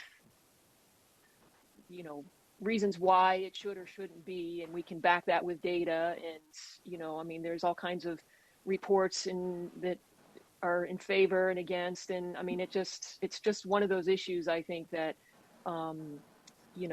gets to be a challenge. For me, I really want to make sure, well, first of all, I think it's important that we're not saying that this would apply to every place in the city. I mean, there's specific locations. So if a person has a business on the Old Town Mall and they want to have their weapon, their gun, doesn't include that. There's very specific locations that this would apply. I think it's really important that we work to protect our citizens and our staff.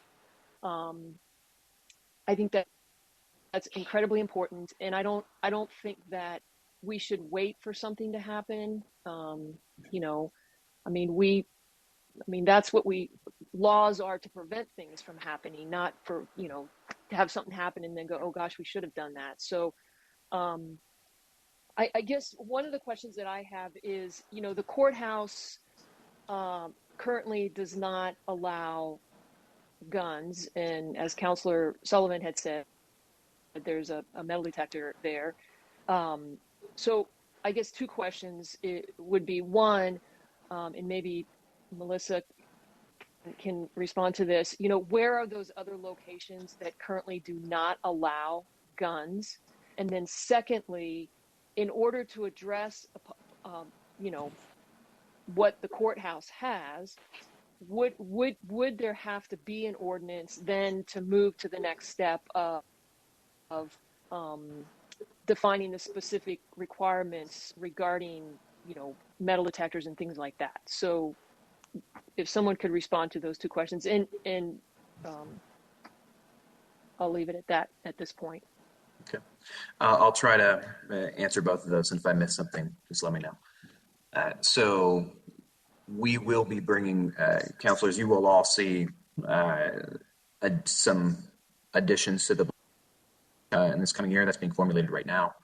Staff are compiling what exactly those have been. We've had meetings, into some internal meetings with police and our facilities team, our emergency manager, and Patrick Elwell from my staff.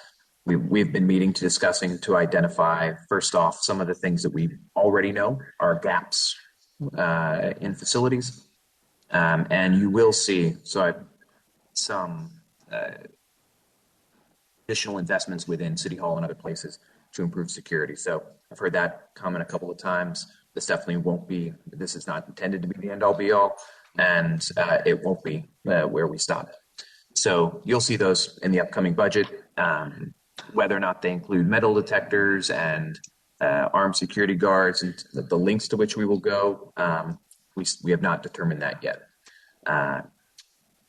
In terms of the locations, I think you were asking where else are guns currently prohibited, or will they be prohibited? Where else currently now, as of that, are guns prohibited now?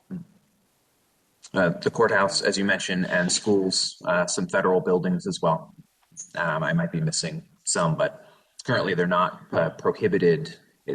Someone with a concealed carry into City Hall now. Well, not right now because the building's closed, but you get the point.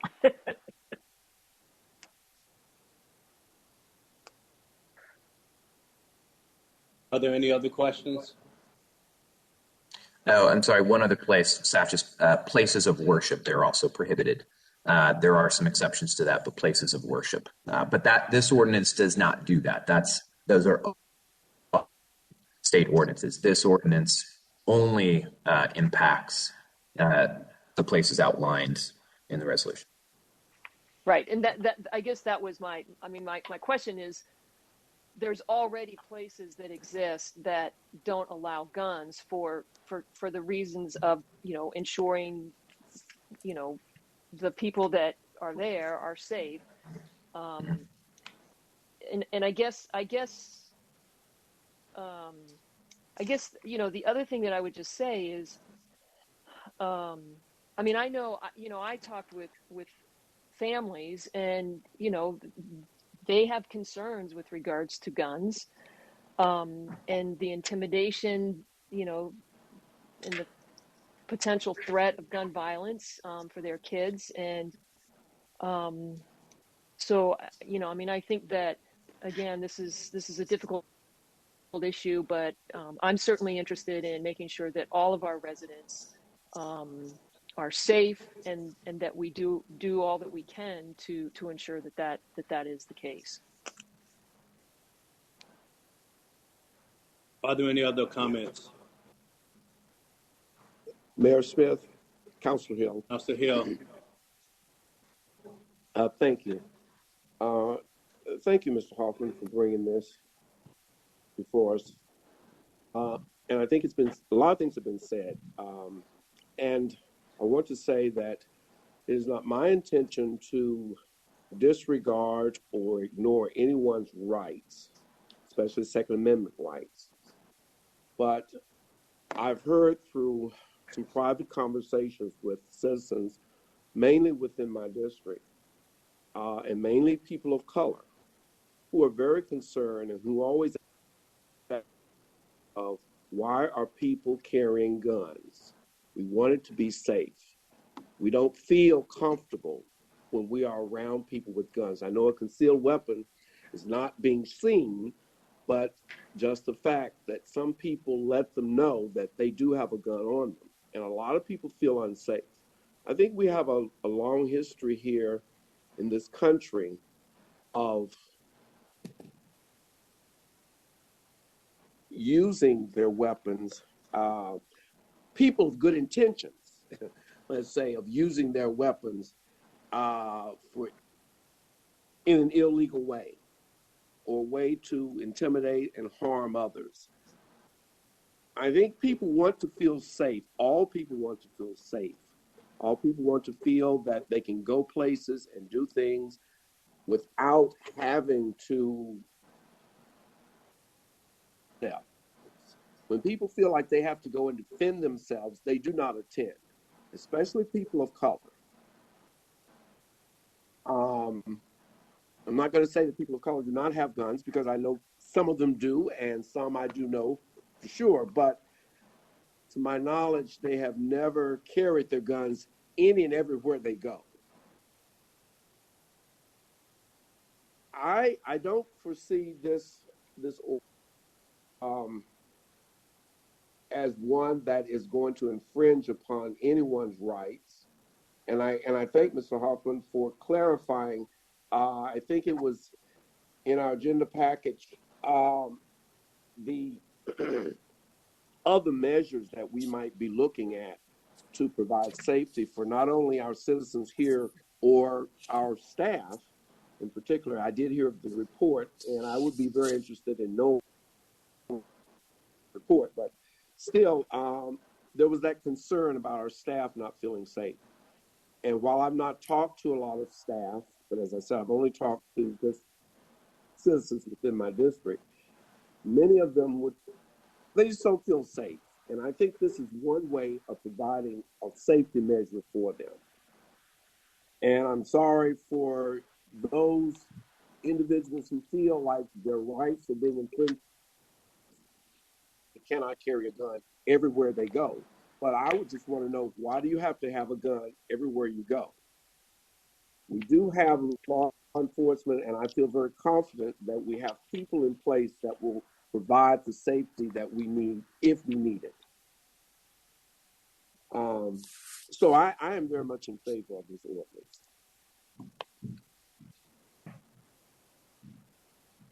Thank you. Is there any further discussion? Yeah, Mr. Mayor, this is Councilor Bell. Councilor Bell.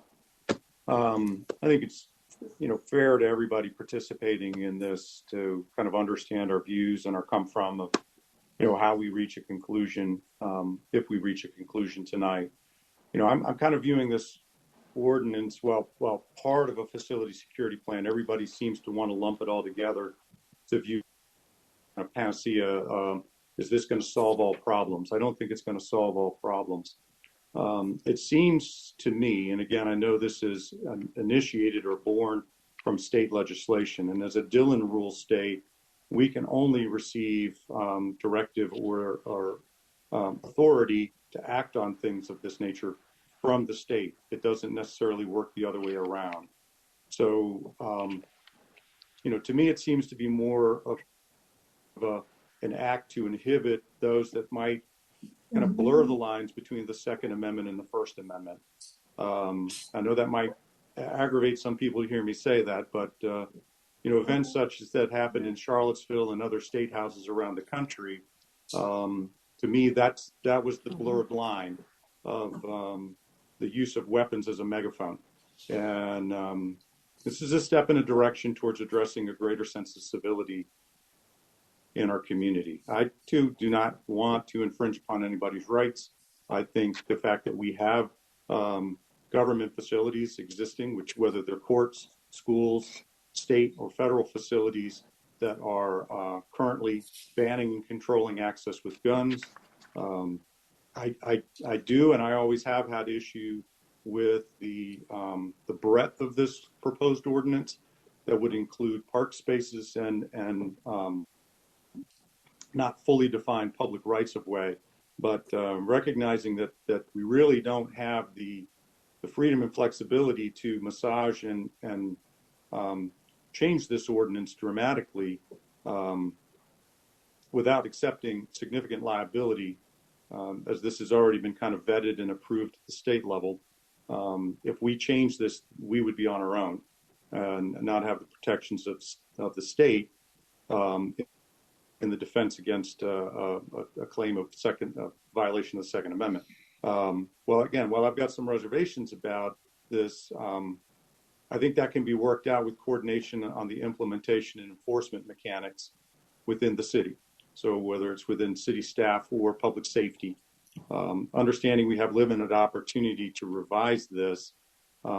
If this is being presented as an up and down vote, then I will side with it rather than summarily reject it because we don't like all of the components of it.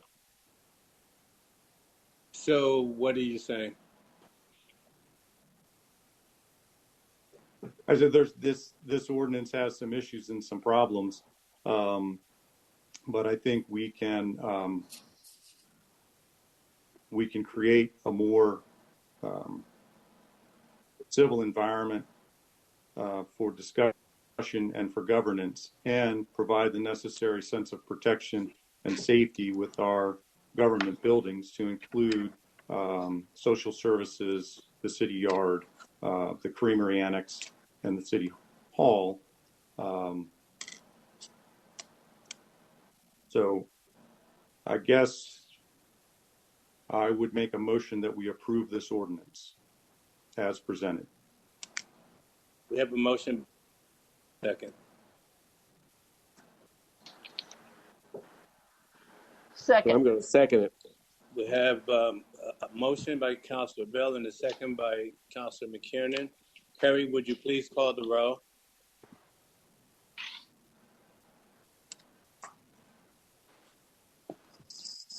Mr. Bell.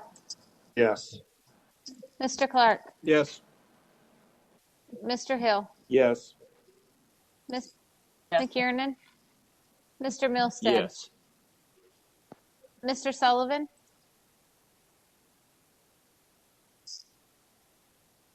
No. Mr. Veach. No. Mayor Smith. Yes. Carrie, you didn't get me. I'm sorry, Ms. Herbstritt. Yes. Thank you. Is that everyone? Thank you, Mr. Hoffman. We will now move on to public comments. Now is the time on our agenda for public comments. We will be offering a public comments at each meeting. Mr. Hoffman, were there any comments received online for this meeting? No, sir. We have no general public comments. Mr. Elwell, is there anyone online for any public comment? If anybody would like to speak for the general public comments, as not already spoken, please unmute your microphone at this point. indicate that you would like to speak, and I will call on you.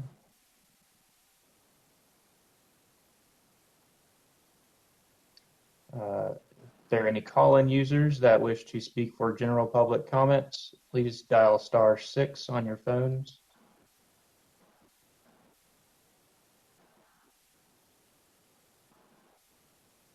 Seeing none, Mr. Mayor.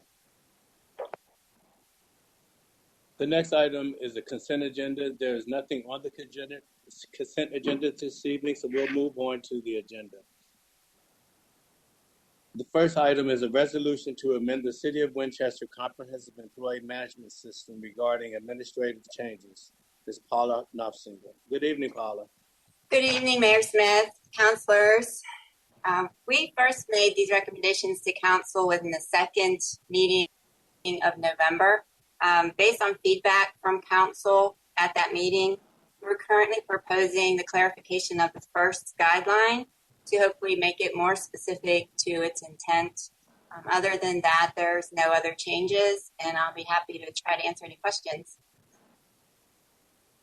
Are there any questions for Ms. Knopfsinger?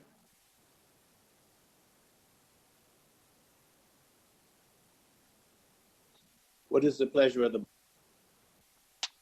Paul, I appreciate you fixing it, and I make a motion to forward it. Second. Councilor Beach has made a motion to forward, and we have a second from Councilor Hill. Carrie, would you please call the roll? I just want to clarify that motion. This would be a motion to approve, Councilor Veach. Is that correct? Councilor Beach? Yes, that's correct. Yes. Thank you. Carrie, would you please call the roll? Absolutely. Mr. Bell? Yes. Mr. Clark? Yes. Ms. Herbstritt? Yes. Mr. Hill? Yes. Ms. McKiernan? Yes. Mr. Milstead? Yes. Mr. Sullivan? Yes. Mr. Veach? And Mayor Smith? Yes. And that will be forwarded. The next item is the first reading, TA-20-659, an ordinance amending Article 9-4 of the Winchester zoning ordinance pertaining to lot density regulations in the B1 Central Business District.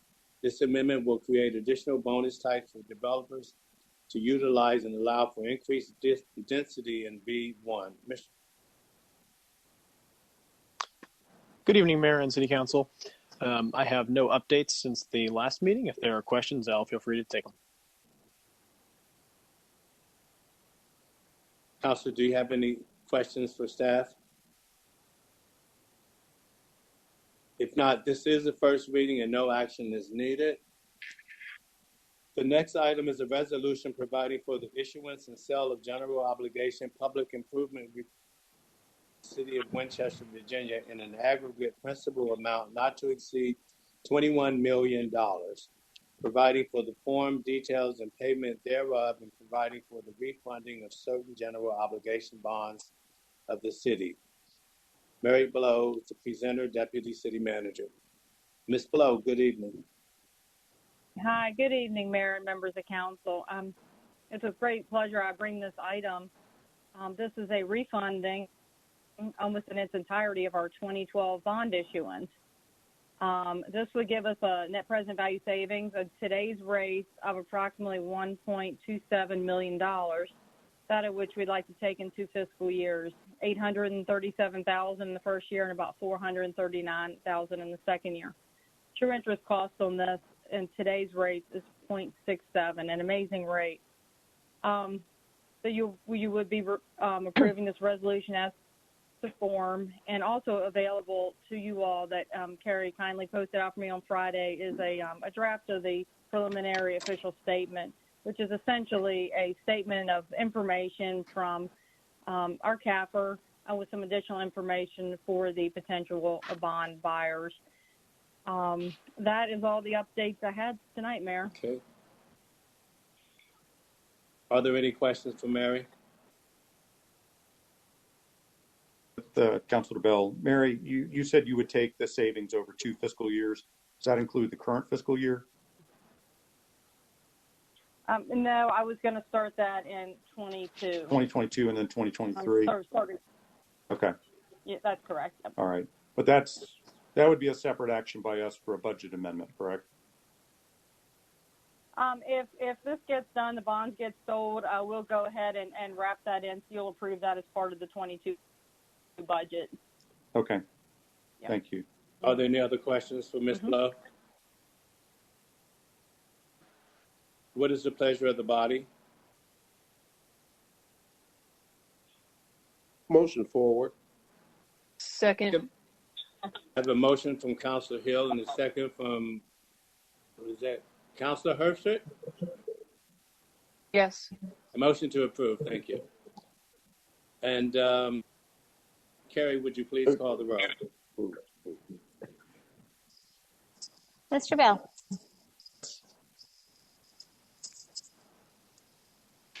Sorry, Mr. Bell. Sorry if I wasn't unmuted. Thank you. Mr. Clark. Yes. Ms. Herbstreit. Yes. Mr. Hill. Yes. Ms. McKiernan. Yes. Mr. Milstead. Yes. Mr. Sullivan. Yes. Mr. Veach. Yes. And Mayor Smith. Yes. And that is approved. The next item is a first reading and ordinance to establish the election schedule for the Winchester School Board. An ordinance to listen to the schedule for the Winchester School Board presented by Ms. Michelson. Good evening. Thank you, Mayor. As I indicated last time, this is a housekeeping matter. There's been no changes. I'd be happy to answer any questions.